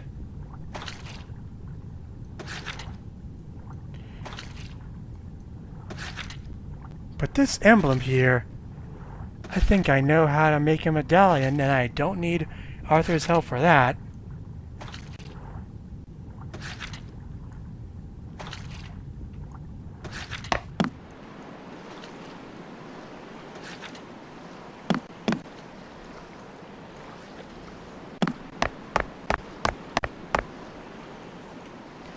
When I first played, I didn't know this was an opening.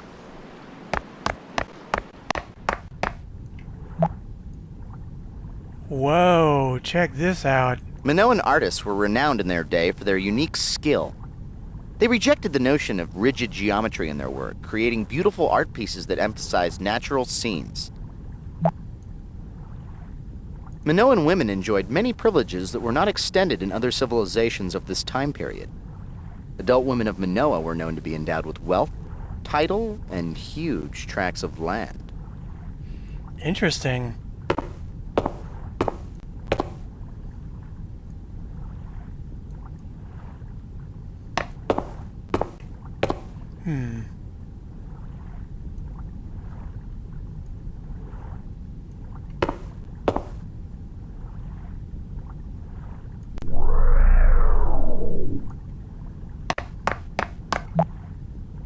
That's Mr. Atlantean 1281 BC.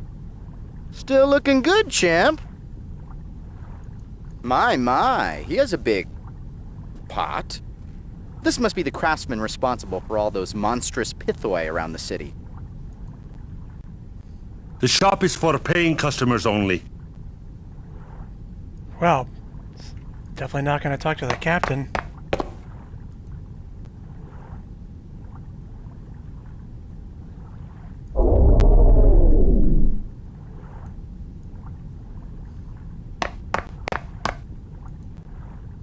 Tira, have you already finished making the olive oil? Oh, I envy you. I still have a dozen pots left in the kiln. They will not be ready for at least 3 hours. Meanwhile, I am stuck here with nothing to do but to wait and watch. Stuck here? Is there somewhere that you need to go? That is not funny. You know how I've been looking forward to the festival, and tomorrow is the last day.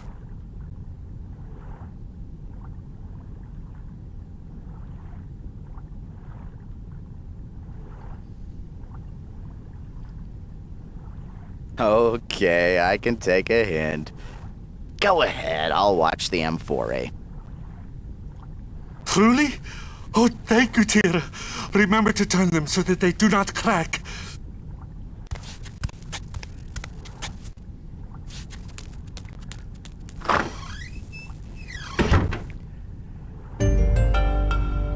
And now that he's gone, music's playing. Well, that was surprisingly fast. Normally, Gage, I would tell you not to touch anything while you're in a store. But you're older now. Go ahead, play with the machine.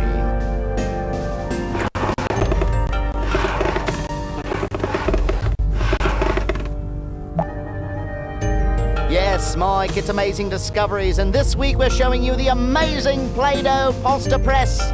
It twists, it squeezes. Order now and you can make a spinach pasta, an artichoke pasta, or how about a nice linguine terracotta? Yes, actually, we can make something with this blob of clay.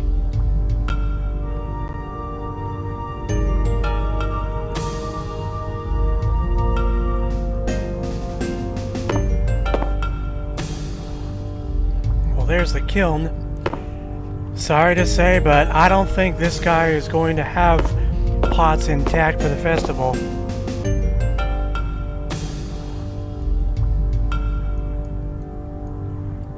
Wow, 2 for 1.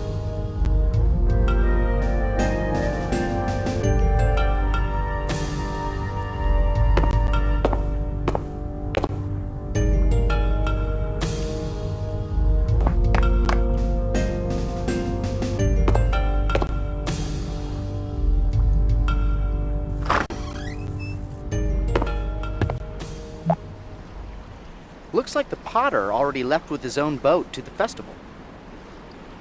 Yep, this place is a dead end, alright. The whole area is shaped like Venice.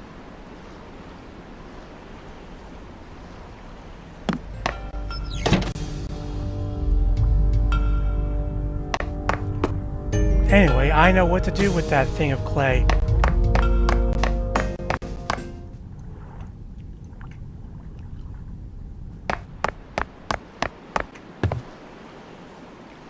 Yeah, I'm not gonna lie, the pacing in Legacy of Time is definitely slower than the other two. It's partly why I was hesitant about trying it.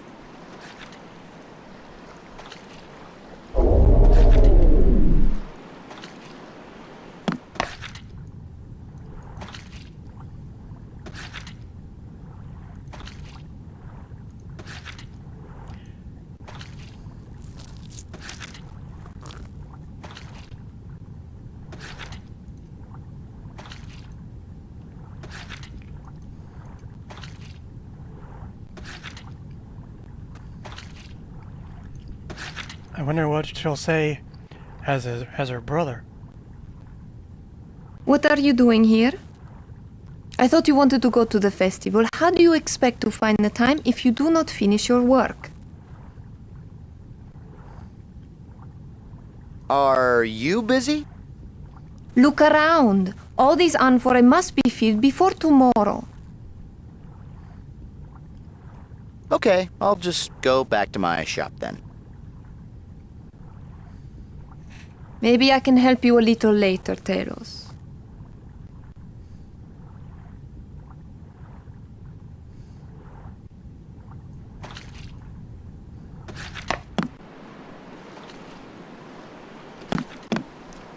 Alright, now that we have a proper picture, we can take some olive oil for ourselves. Because if there's oil in a game, it's definitely needed for something.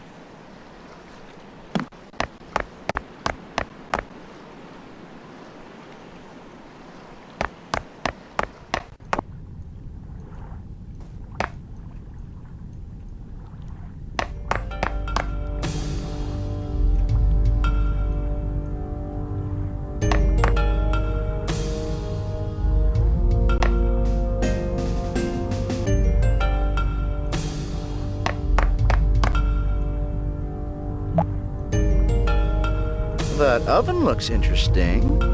Go poke your head inside and see if anything's cooking.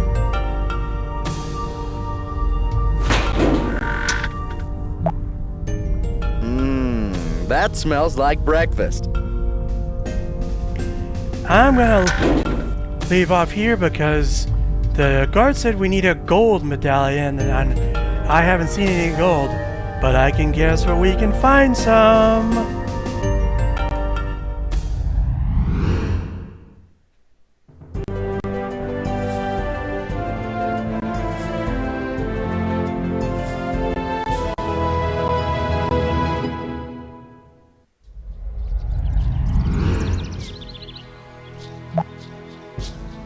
Agent 3 said this city was El Dorado, the fabled lost city of gold.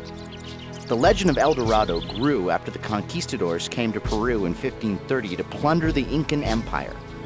Driven by rumors of a gilded city whose roads were lined with gold, New World conquerors continued to ravage the continent of South America after the genocide of the Incas.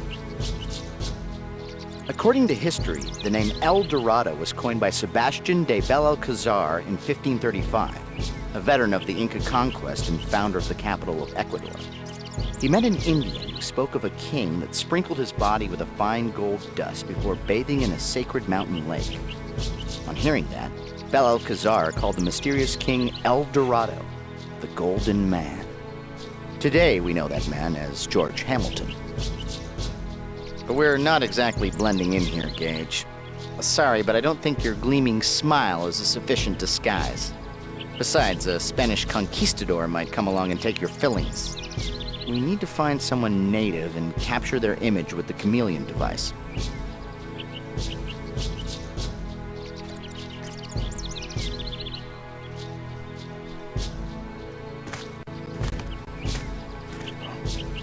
There's the well we were stuck in.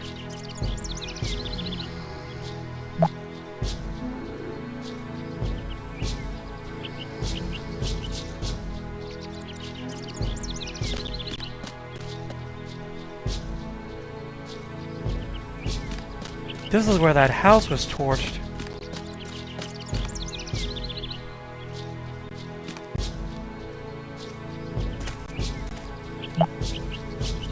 Gage, I don't see this town on our map. Why don't you ask the nice man sharpening the large scythe for directions?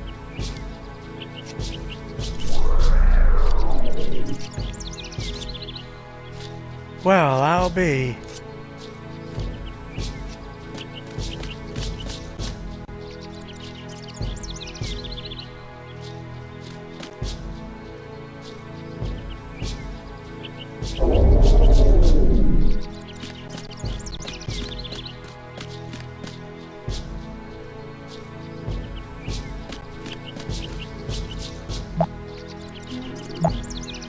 Judging from these fertile fields, I would say that the natives have mastered irrigation. Having seen the well system firsthand, I would guess that they're using underground aqueducts to bring water from the mountains.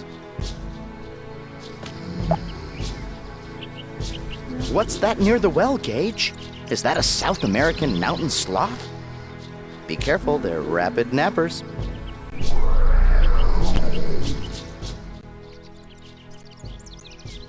Good morning, Father. I was taking a short nap, but I'll be up and at those chores very, very soon.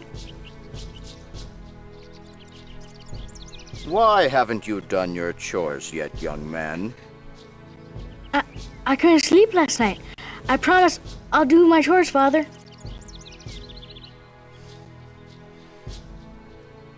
Goodbye.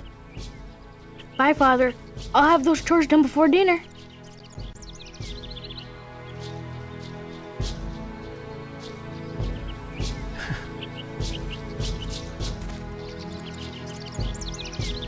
The moment we leave the screen, he just flop back to sleep.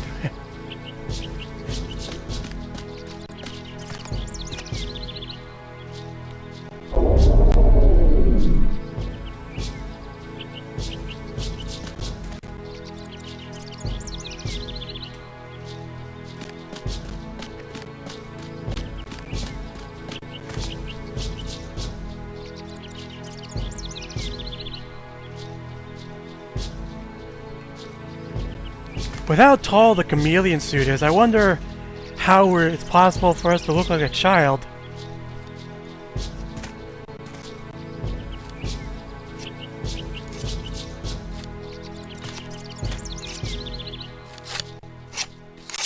Acheo, there you are. Son, I can tell by your drooping eyes that you were sleeping.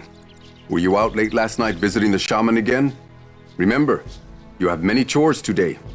Harvesting the crops that Toawalpa provides our people is hard work. I cannot do it alone.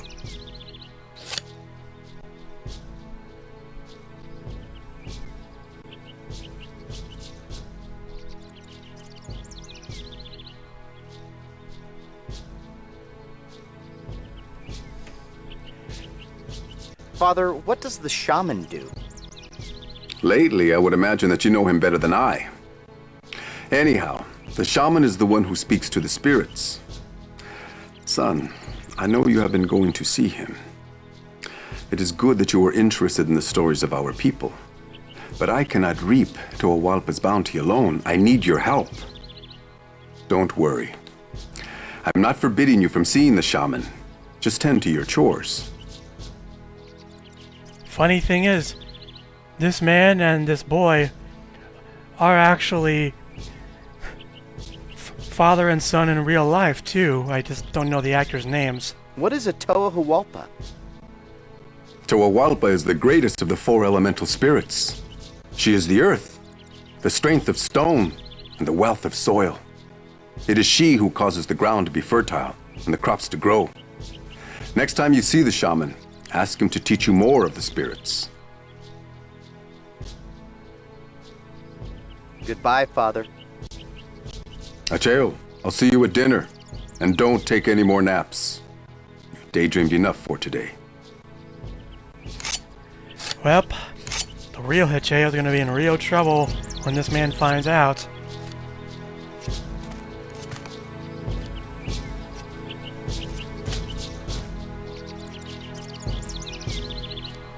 So what was in this house that got destroyed?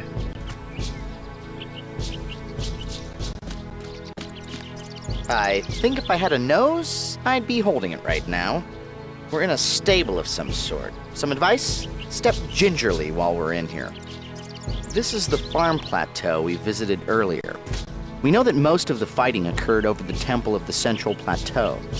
I think we should search there for the artifact.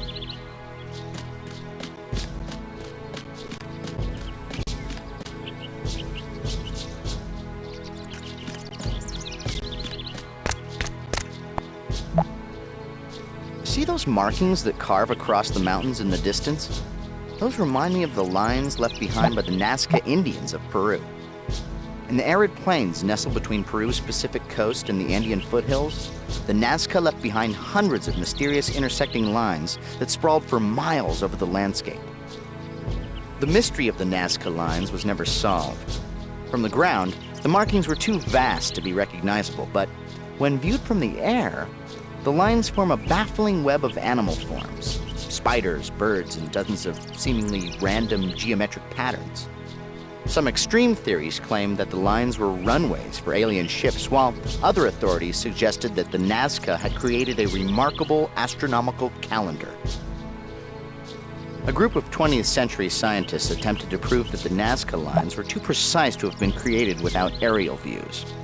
They believed the Nazca used simple flying devices, and to prove this, the scientists succeeded in creating a balloon made from only natural resources. It appears that the El Dorado people have actually mastered ballooning. They may have shared the technology with the Nazca before their untimely demise. Those balloons rise along the rope rails to the other plateau. It actually looks very safe, but before we go, let me tell you a sad tale about a little balloon called the Hindenburg. Well, now that this system's intact, I think we can actually write it as intended. And check this out, every time we have a disguise, our cursor changes. With the jumpsuit, it was just a glove, but now it's actually a tanned hand.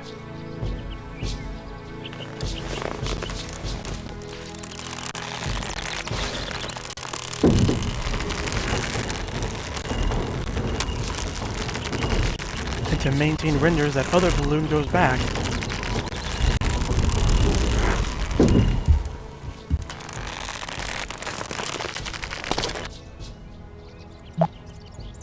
Greedy explorers continued searching for El Dorado right up to the end of the 18th century, cutting a bloody trail of atrocities through South America. However, none would find the lost city. Disease, dissension, native resistance, and malnutrition would eventually decimate even the most well-prepared expeditions. Gage, hold my purse. I'm going to take a picture.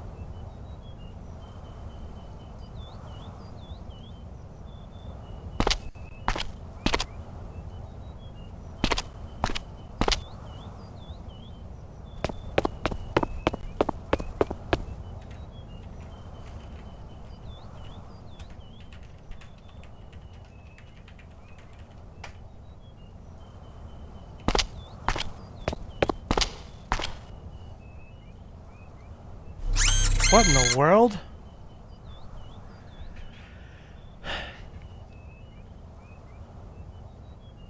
The pictograms on this mural speak of the conclusion of the great story.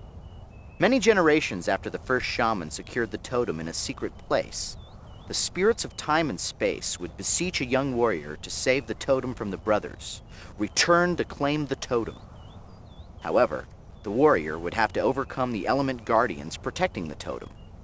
The rest of the mural is unfinished, Gage. I assume that's what the scribe is working on now.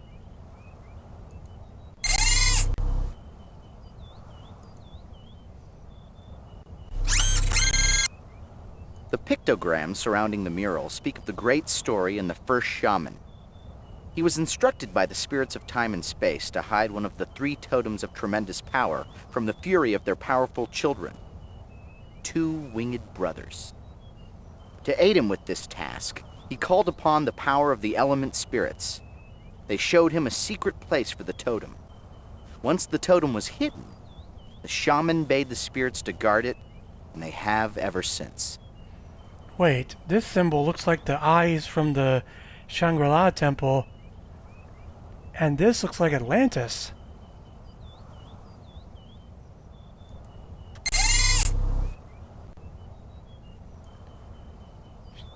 This story just gets weirder and weirder. Aha! That yellow sheet is gold leaf. Many ancient cultures discovered that gold was a very malleable metal. It could be pounded into very fine sheets that could be quickly and easily applied to almost anything to make it look golden. So this is the gold, in its most practical form.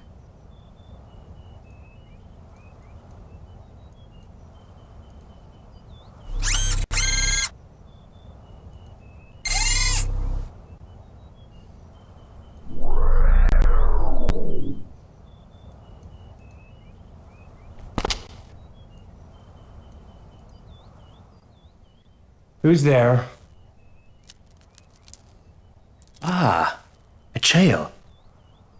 Well, I suppose I can take a few minutes of rest. What can I do for you, boy?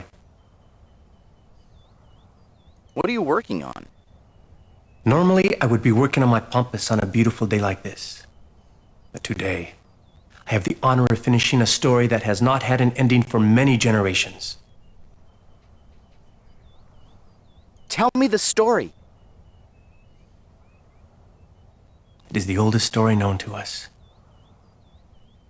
It is a long tale, Acheo, and unfortunately, I do not have long to tell it. You see the shaman often. Ask him about the great story when you see him next. Why has the story never been finished? All of the past shamans of our people have seen visions of the story, but the spirits have never revealed the ending. It has been unfinished for generations. But soon, we will know. Pompous? What do you mean? I think you're quite modest. No. The Pampas. The vast plains far below the plateaus of our city. All the stories told to me are recorded onto the Pampas. Imagine the sprawling flatlands below us as a great canvas where I draw the histories of the world.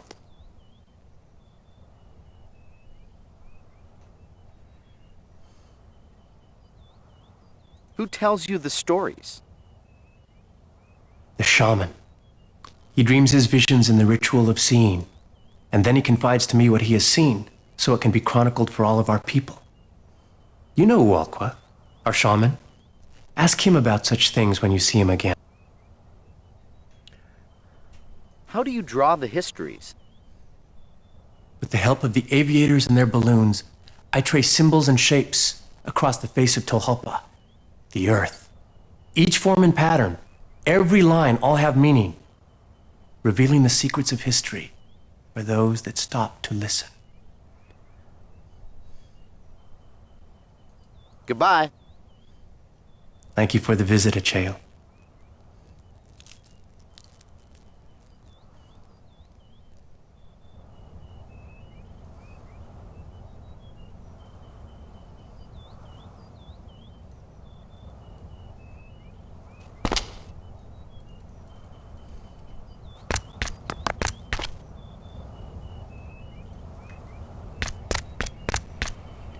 Wow, that looked like the main village proper.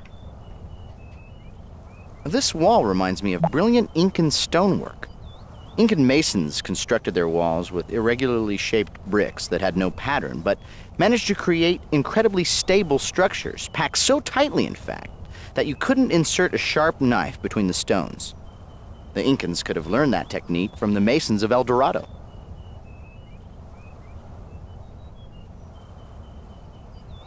Yeah, that's explained better than what Dr. Nichols tried to say in time-lapse. It seems that El Dorado might have influenced other South American cultures before its demise. It's possible that the Incas learned their brilliant irregular stone masonry from the artisans of El Dorado. Also, knowledge of drawing the lines with the balloons might have been shared with the Nazca.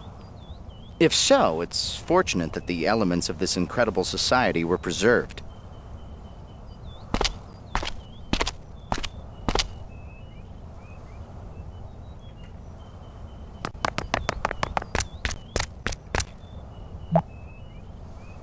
Apparently, that section of town isn't allowing visitors. It looks like there once was a balloon ferry system like the one at the other landing, but it seems to be recently removed. I don't think we'll be going over there. Yep, unfortunately, we're stuck on this tiny plateau. We'll never get to see this larger main village. Although then again, given how massive Atlantis is, maybe that's for the best.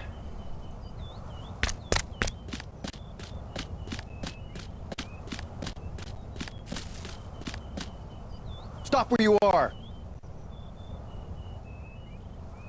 Sorry, Acheo. You cannot visit the shaman today. You should return to your farm.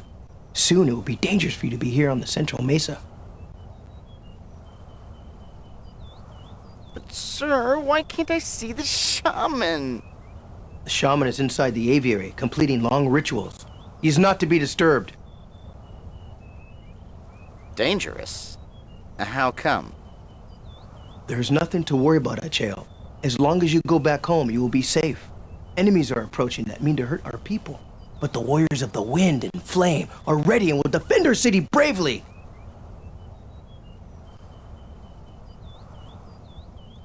Is that your balloon floating at the edge of the cliff? Yes. It is a cloud piercer. My war balloon. When the time comes, I will use it to join my brothers in the air and fight for our city.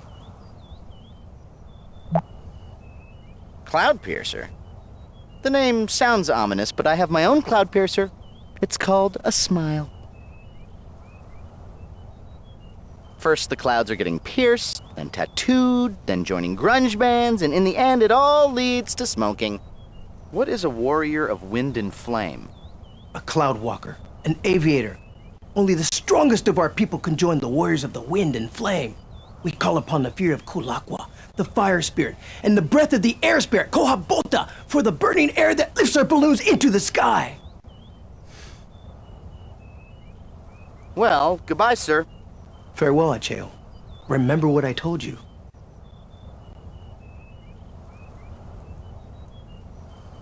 Senor Scowls is taking his post seriously. We can either try to sweet-talk our way past the guard or figure out a diversion.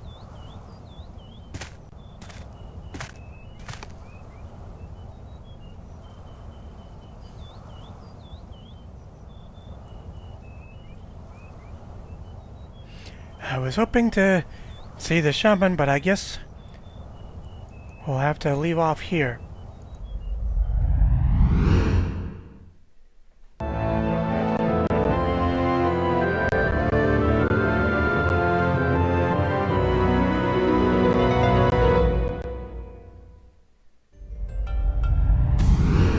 So now that we have to go leave,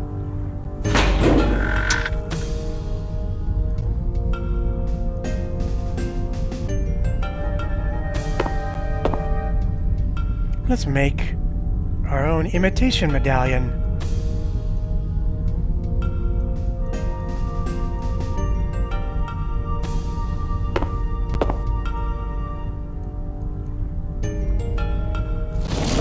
Give it going a little bit of a spin.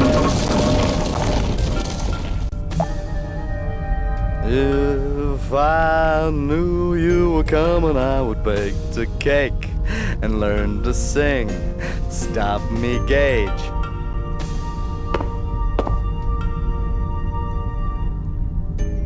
Great work, Gage. It came out nicely. This should get us by the guard. You know, I bet we could make a fortune selling these to Atlantean college kids.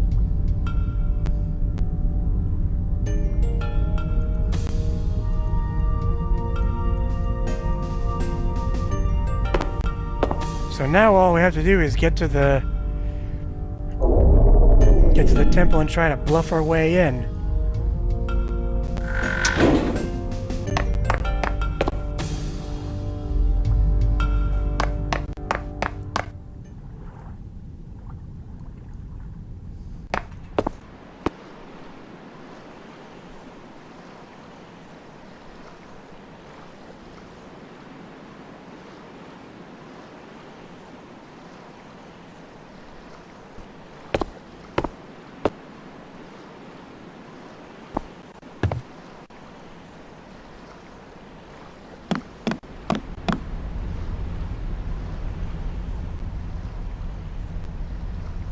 What is your destination, huh?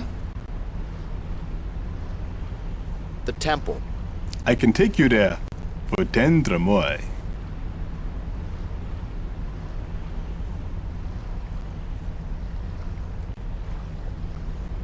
I'm surprised. You're not at the festival? Oh, I thought everyone born on the island would be there today. But then, tomorrow is really the big celebration. So, at least you're not missing everything, you know.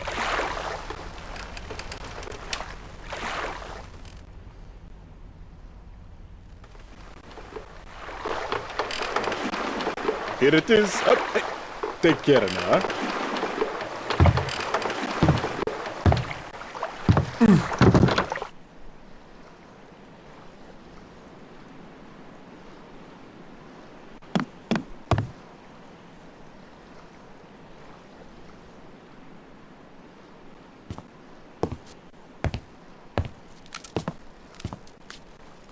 Your medallion, citizen? Gage, you like movies about gladiators?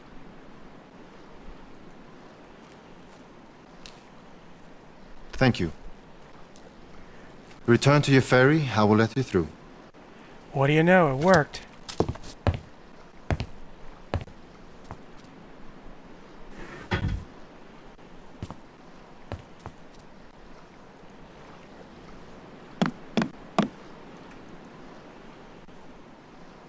Okay, the lock is draining. Let's go now.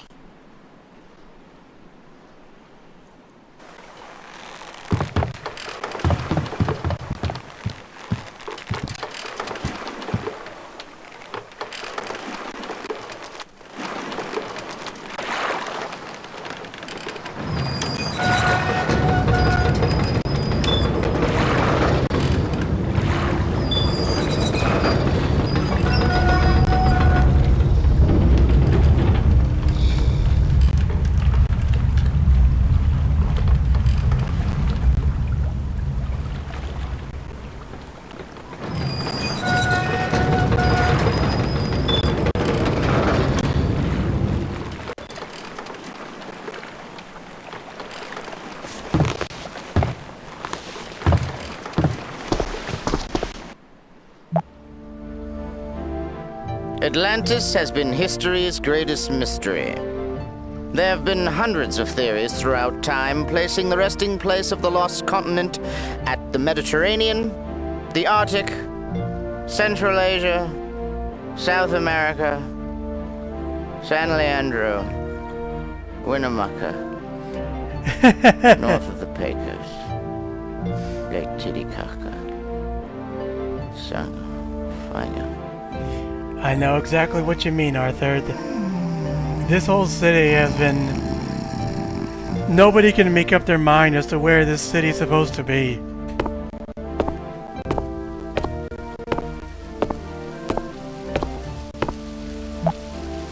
Think they have dollar slot machines here?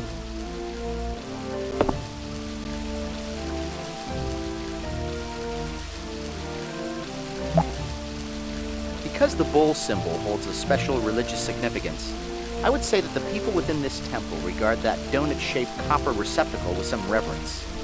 It may be meant to contain something sacred. And yea, when the acolyte looked up in awe, he saw the great cows of legend looking back at him approvingly, as if they were saying, "Moo."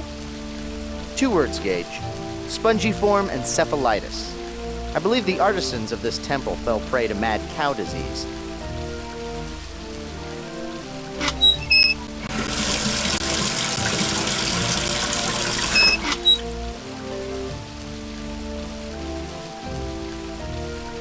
Well, there's water, so let's take some for ourselves.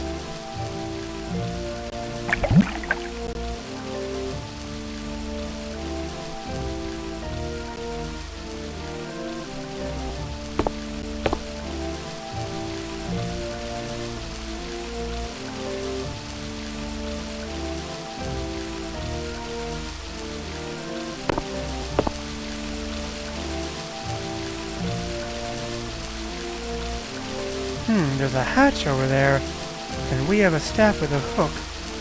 I wonder...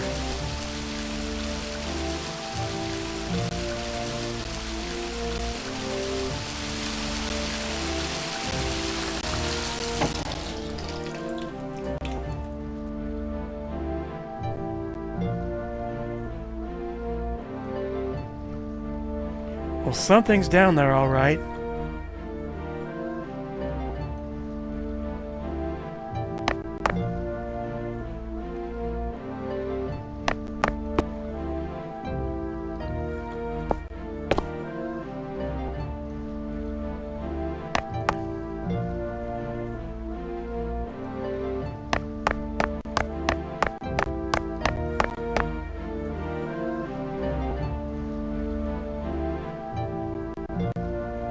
Where can I take you now?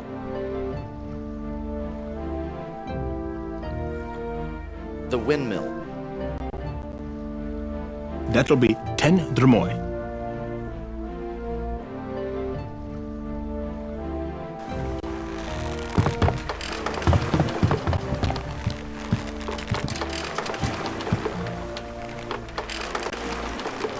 Yeah, I'll just skip this.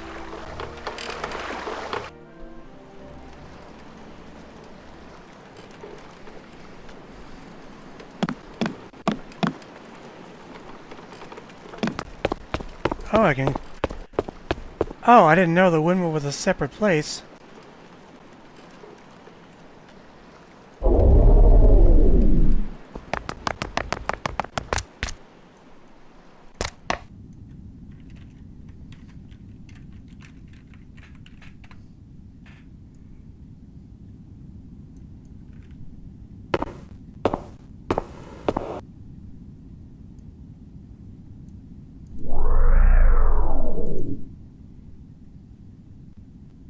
Padros, why have you come? You were supposed to send Ahmed. Quickly leave before you're seen.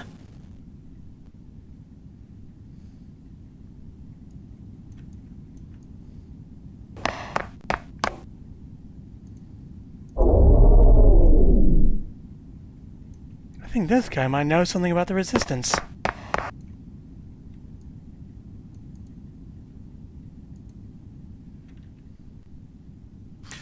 Looks like nasty weather. Gage, he said it looks like nasty weather too. Unless the neighborhood calls the same psychic weather advisor, something definitely smells fishy in Atlantis. And it's not the tide. Methinks our friend doth forecast too much. It sounds like he's more interested in how we respond to his weather prediction than about the weather itself. Well, if you insist. Storms can appear from nowhere this time of year. Well, when in Atlantis, do as the Atlanteans do, I suppose. And just for kicks, I'll add looks like nasty weather to your dialogue repertoire as a greeting. Good. Now we're getting somewhere. I think... Although Atlantis is often thought of as a Greek civilization, there were many anthropologists who believed that Atlantis actually was derived from the Minoan civilization. Judging by their architecture, I think their guess was right.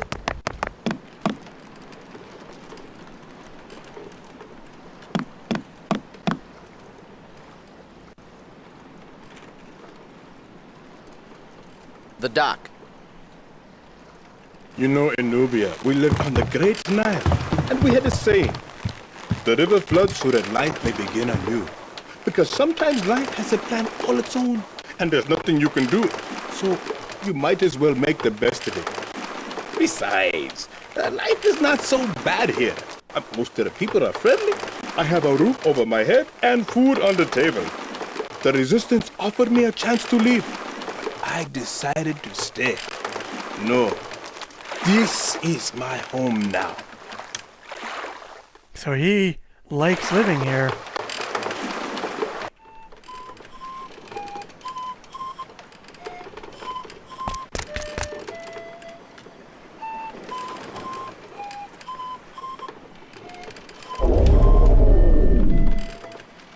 A conspiracy in Atlantis, who would have thought?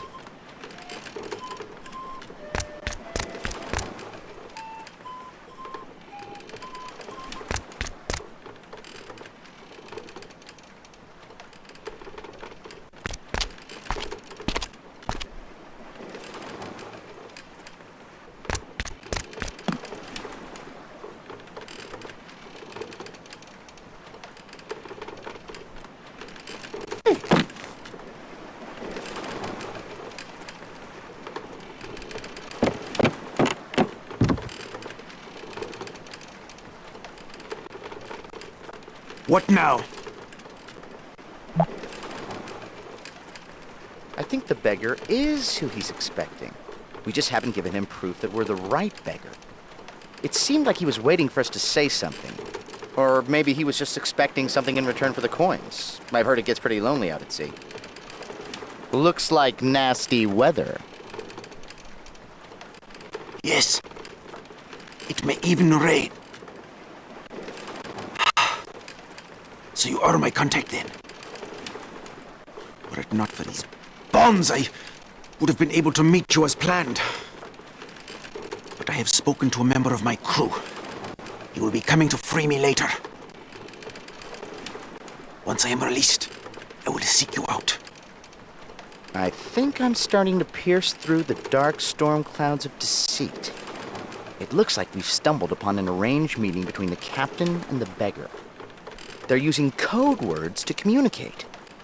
I'll add the bit about it may even rain to your dialogue choices. I must go now. Very well then. I think we're actually getting somewhere.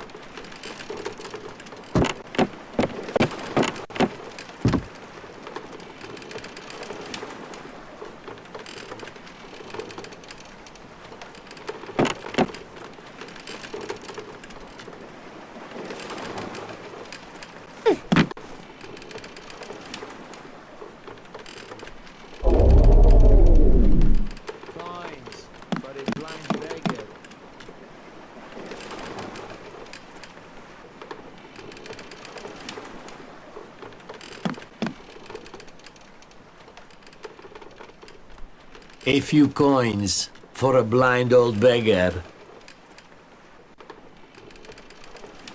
Thank you, friend. Looks like nasty weather. Yes, it may even rain. Good. I am glad to see that they finally let you off the ship. My name is Padros the Atlantean. Let me start by saying that I make no excuses for my people.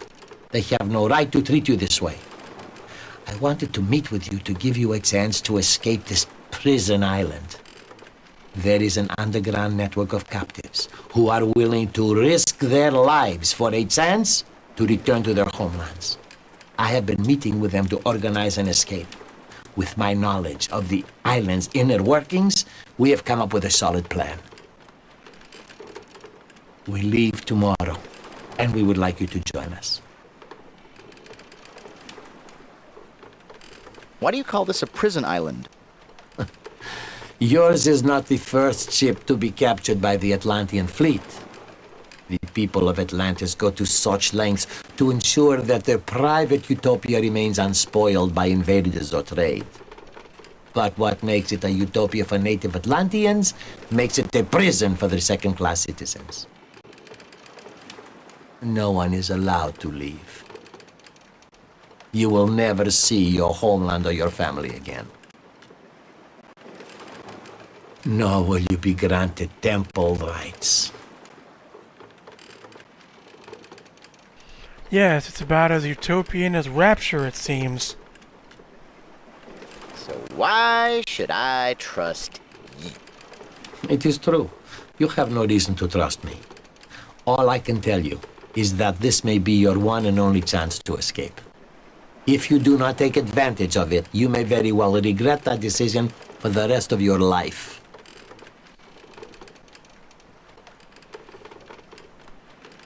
I don't know. It sounds pretty risky.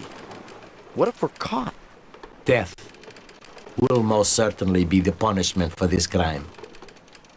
But even death is preferable to living as a prisoner. That bad, huh? So, what's your plan? Your skills were impressed upon me by a fellow countryman of yours, Amun the Egyptian. He will give you the details of the plan, and you can find him at the windmill nearest to us. When he asks about the weather, tell him it is going to be a long winter.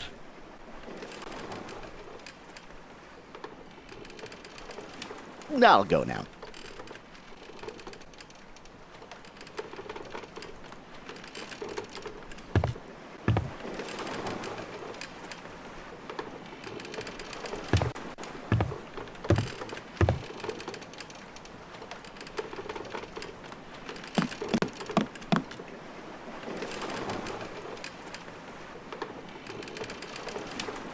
I think we're closing in on something.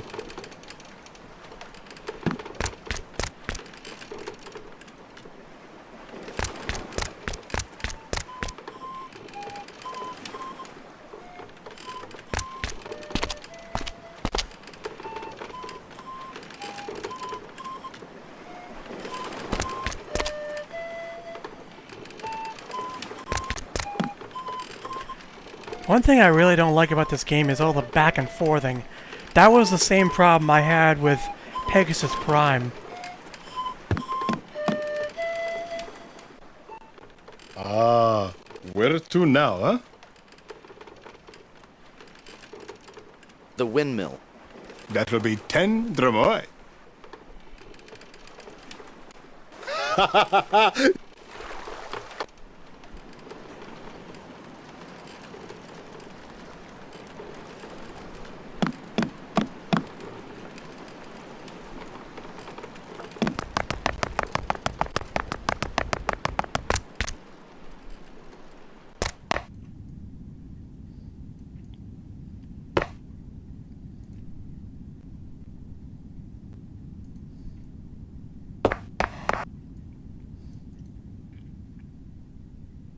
Still looks like nasty weather.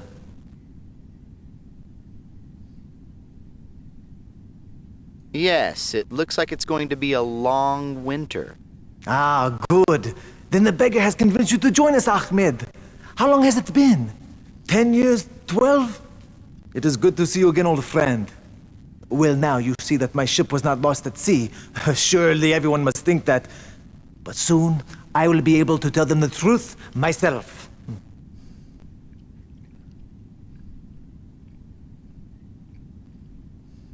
Who is the beggar? He goes by the name Padros. He is an outcast Atlantean Templar. Many years ago, while only an initiate, he was blinded and expelled from the Order simply because he expressed disagreement with their holding of the Galeth's powers. His harsh punishment was a message to other initiates who felt as he did. Do not worry that Padros is an Atlantean. He is a good man who believes in our cause. How did you end up here? In the same manner as you. My ship was captured while on a trading voyage. They brought me back here and haven't allowed me to set foot on a ship since. I had no choice but to find work on the island. Me, a man of the sea, forced to take work as a windmill keeper. Oh, but none of that matters now. What's the Galeth? The Galeth is the Atlanteans' most important religious artifact. They foolishly believe it has life-giving powers. So strong is their belief that they keep it hidden from covetous eyes within the inner temple. It is always protected by a guardian Templar. Really? I didn't see a Templar. What's a Templar? I have never forsaken our beliefs for their religious nonsense, but I do know that the Templars are to the Atlanteans as the High Priests are to us. There were other initiates who agreed with Padros?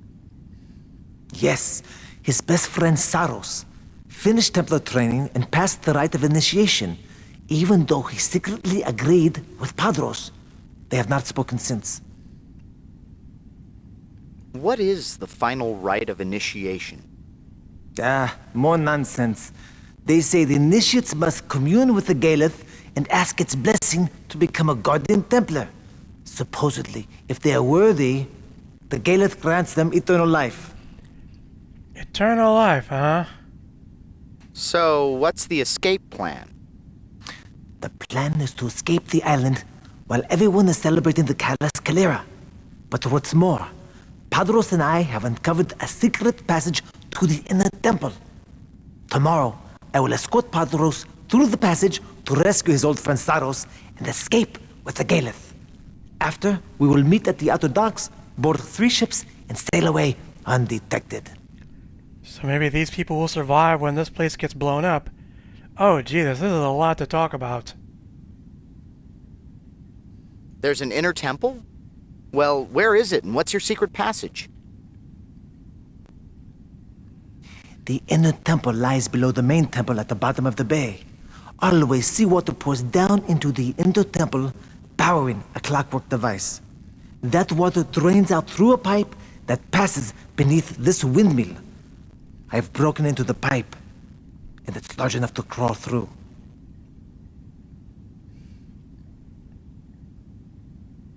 What is the Kalos Kalire? I do not know much about it, only that it is a rare event. I would suggest you ask the olive oil vendor. She is always willing to spread the tainted seed of their foolish beliefs. What do you mean, rescue Saros? The sword falls swiftly upon Templars who seek to abandon the Order. Even straying from the grounds is not permitted. Now we've gotten word of our plan to Guardian Templar Saros. He has agreed to allow Padros access to the Galeth in return for helping him escape the watchful eyes of his brethren. Why is the plan set for tomorrow? Because forever water flows through the pipe, except during the Calas Calera. They claim the stream is redirected by their Earth Mother. Something about lifting the Galeth in a column of water. Whatever the reason, the channel runs dry for just 1 hour on that day. So, what do you want of me? We request only that you pilot one of the escape ships. I'll speak to you later, my friend. Please. I must go up to fix the windmill, but you are welcome to stay if you like. We're almost finished with this particular part. We just gotta do 2 things. First, I need to let Padros know, and then we carry out this plan.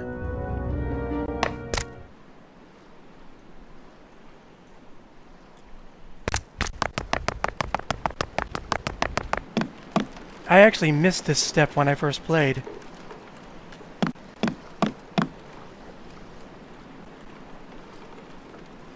The dock. You know, it's funny. This game breaks a lot of the rules I praised from the first two games. Because before, we were never allowed to interact with anyone. But then again, this suit is a prototype, and Jack Baldwin explicitly denied it. And this place is going to be destroyed along with the other two, so I guess nothing of value is really lost. Still better than what happens in Back to the Future. Sorry, Gage. You can't approach someone with their guise. Oh, right. Wait. Sorry, Gage. You can't approach someone with their guise. I'm going the wrong way.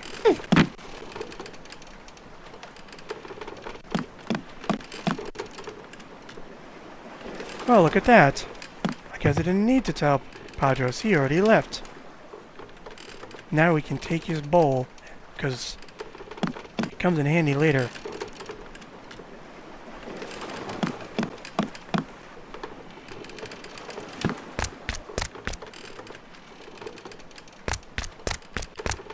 Fortunately, those other people aren't going to know that Ahmed is still chained up on this boat.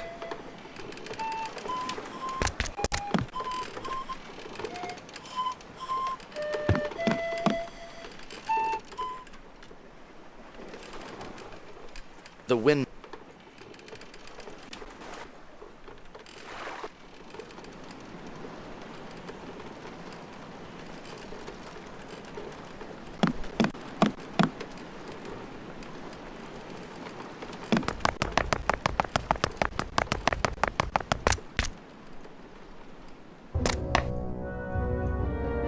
The windmill keeper said that he broke into a drain pipe and found a secret passage that leads to the inner temple. Now, for it to stay secret, he must have done his digging somewhere within the windmill, probably under this room.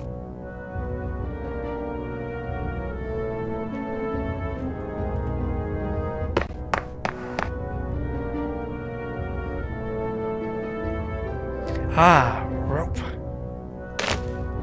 Careful. I don't want you ending up in some back alley Atlantean chiropractor's office. I hear therapy involves a rack and 2 bowls. Oh, I can actually move this. You're on the right track, but we still don't have enough leverage. We have to find a way to take advantage of some natural force to help us lift that stone.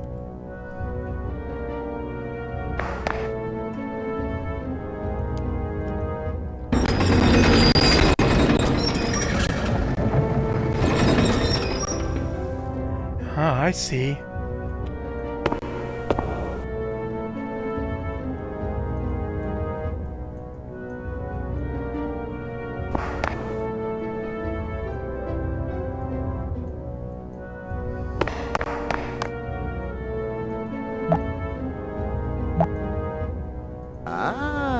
An Archimedes screw. Of course, Archimedes won't even be a glimmer in old Ma Archimedes' eye for a few hundred years or so. Whoever beat him to the punch here should have gotten a patent. That's how people get screwed in this business.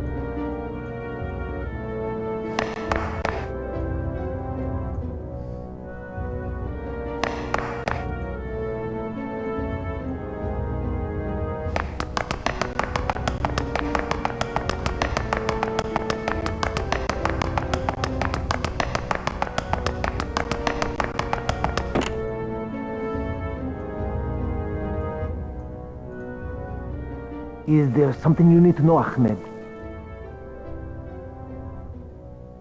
I'll speak to you later, my friend. Of course.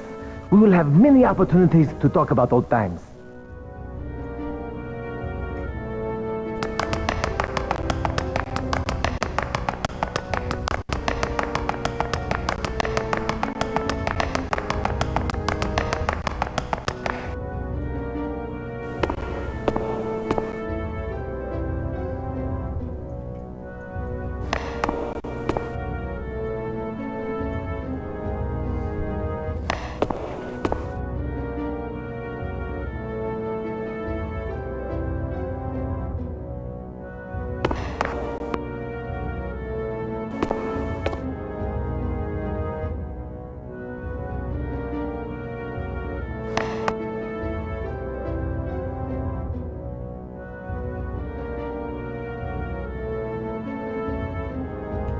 Just drag this rope and attach it there.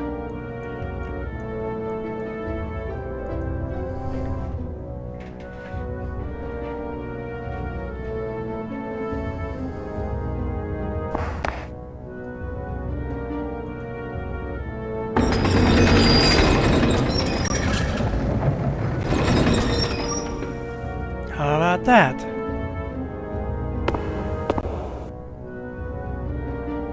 Nice work, Gage. Now that we've dammed that river, we can get into the secret passage. After you. Yeah, if I hadn't sealed that panel, this pipe would be full any of second water. they're gonna turn that water back on, and well, to cut to the chase, this suit can only be dry cleaned.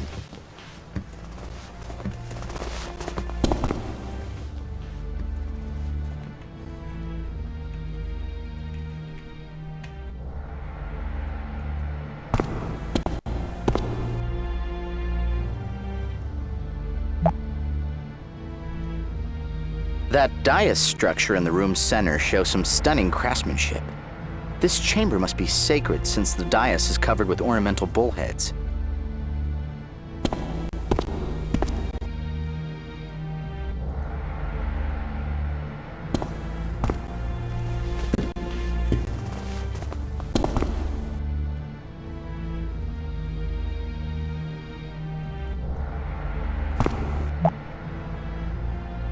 If you ask me, and I suppose you just did, the mural is depicting the ceremony that the olive oil woman spoke of.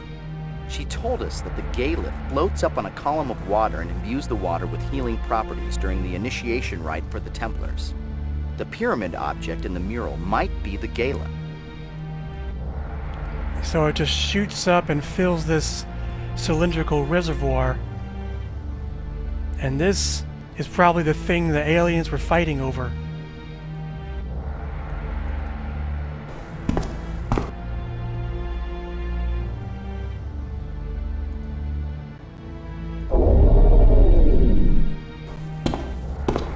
Since only a Templar is meant to be here, Padros makes the most sense.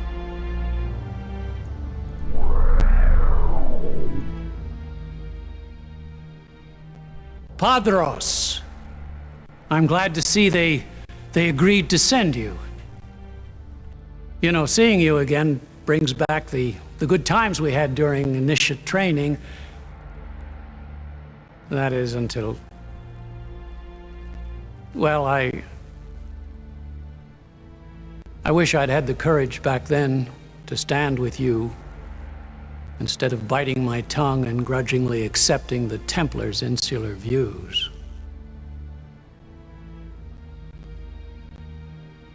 I was a coward.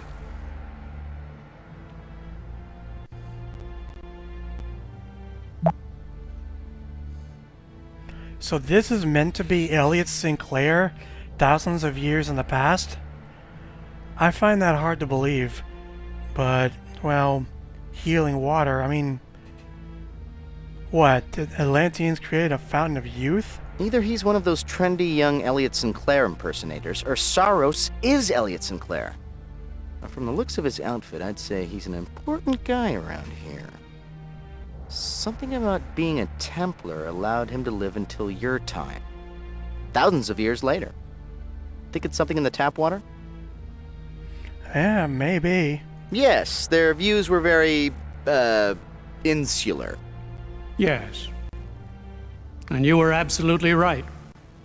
The Galeth does not belong to the Templars. It was meant for everyone. What right do they have to determine who should or shouldn't receive its healing grace? And despite great risk to yourself, you stood by your beliefs, even though it would mean at the very least giving up an opportunity you had waited your entire lifetime for.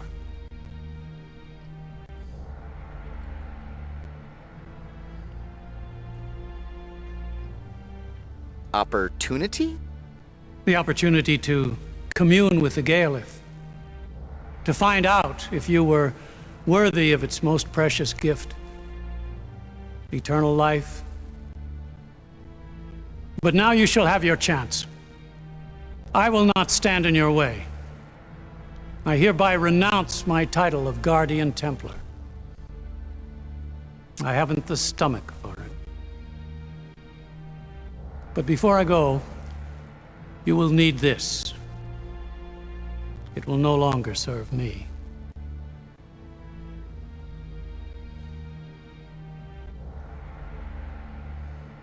What will you do now? When I became a Templar initiate, I truly believed the Order was my life's calling. But I now realize that I cannot do the world a service by sequestering the Gaelith from those in need.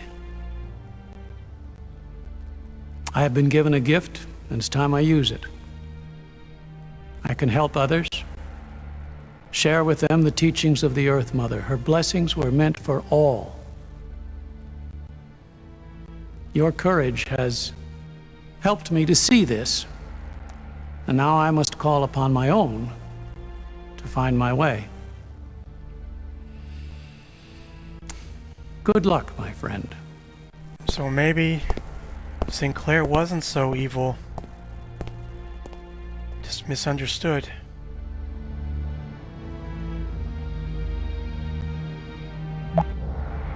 That's not exactly a Casio, but it looks like some form of mechanism that tracks the passage of time. That must be what a moon meant by a clockwork device. See those prominent representations of the sun and moon? This device is measuring the movements of the sun and the moon through the sky. Call me crazy, but clearly this contraption could count like a clock to constitute a clever cosmic calendar. Capiche? That small wheel with the handle on the right looks like it adjusts the clock.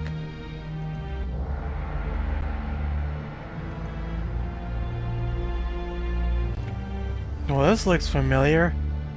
It's just a gear.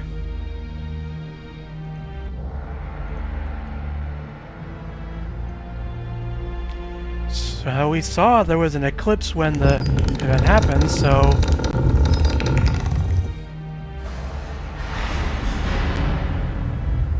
something happened. Every clock needs some sort of stored energy to keep accurate time. Now, I don't see a giant rodent treadmill, so I'd say this calendar clock is powered by measured volumes of water.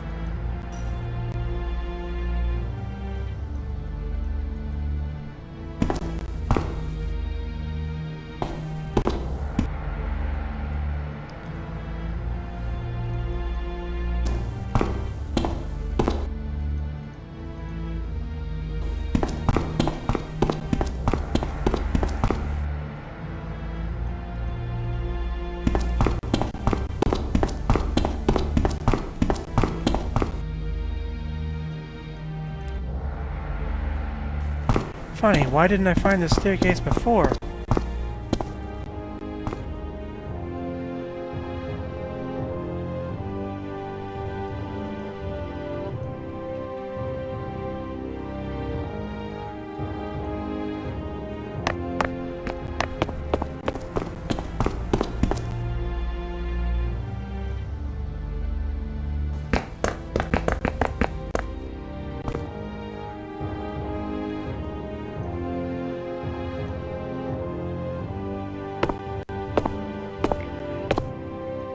Well, since the clock is wound up and ready to strike, let's turn the water back on.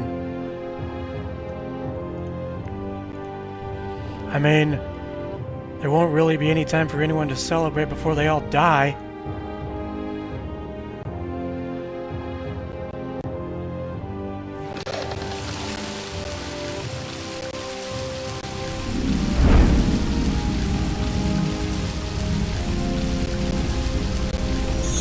There it is. Brilliant work! Looks like your water clock repair correspondence class has finally paid off. Let's grab that rock and get out of here. With that, Atlantis is complete.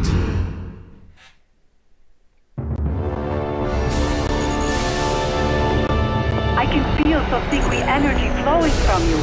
Show me what you have found. This object was sheltered in one of the temples.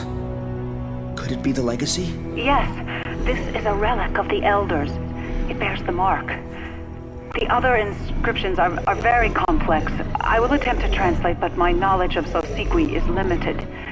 We discovered long ago that several old old Earth languages were actually primitive dialects of Sosikwi. This is only a part of the true legacy. The inscriptions speak of 3 vessels piously guarded that hold the powers of the legacy. This is only one, but Gage has given us hope. Did you find objects like this in the other 2 temples? No, I haven't searched them completely yet. I briefed the World Senate on what's been going on. They lifted the suspension and have given us full sanction to search for the legacy. You must understand, Ambassador Yosala. TSA protocol requires that only agents stay in the command room. I understand, Commissioner Baldwin. If you need our assistance, you need but to ask. I will devote all my energies to slowing the advance of the Quothalas. Dalton, I want you to pore over every molecule of this thing and run these inscriptions to our language database. We need information. I'm gonna need someone knowledgeable to help me analyze this. Not to question your judgment, sir, but you just kicked that someone out. I need to know who I can count on in a crisis. The only people I can fully trust are my agents. Bring Michelle back. She's an expert linguist and historian. Agent 3? She's a criminal, what's worse, a traitor. She captured and imprisoned you, remember? No, I don't. That memory was erased. But she did give herself up to give us this chance. Put her under house arrest. Do whatever you have to do, but bring her back. We need her. I can't do this alone. Very well. I'll release her. But if she slips up once, she's history. I think she might surprise you. I'll be back when I find another of the artifacts. You should know. The Quothalas have entered Symbiotry's space. They are ignoring all other planets and continuing towards Earth. It is doubtful the Symbiotry defenses will slow them. Time is now our enemy.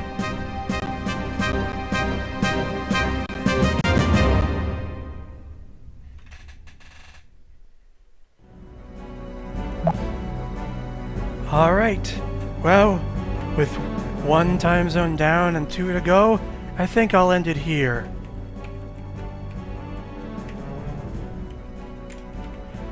Next time, we'll probably find out what's up with El Dorado, and in part 3, Shangri-La.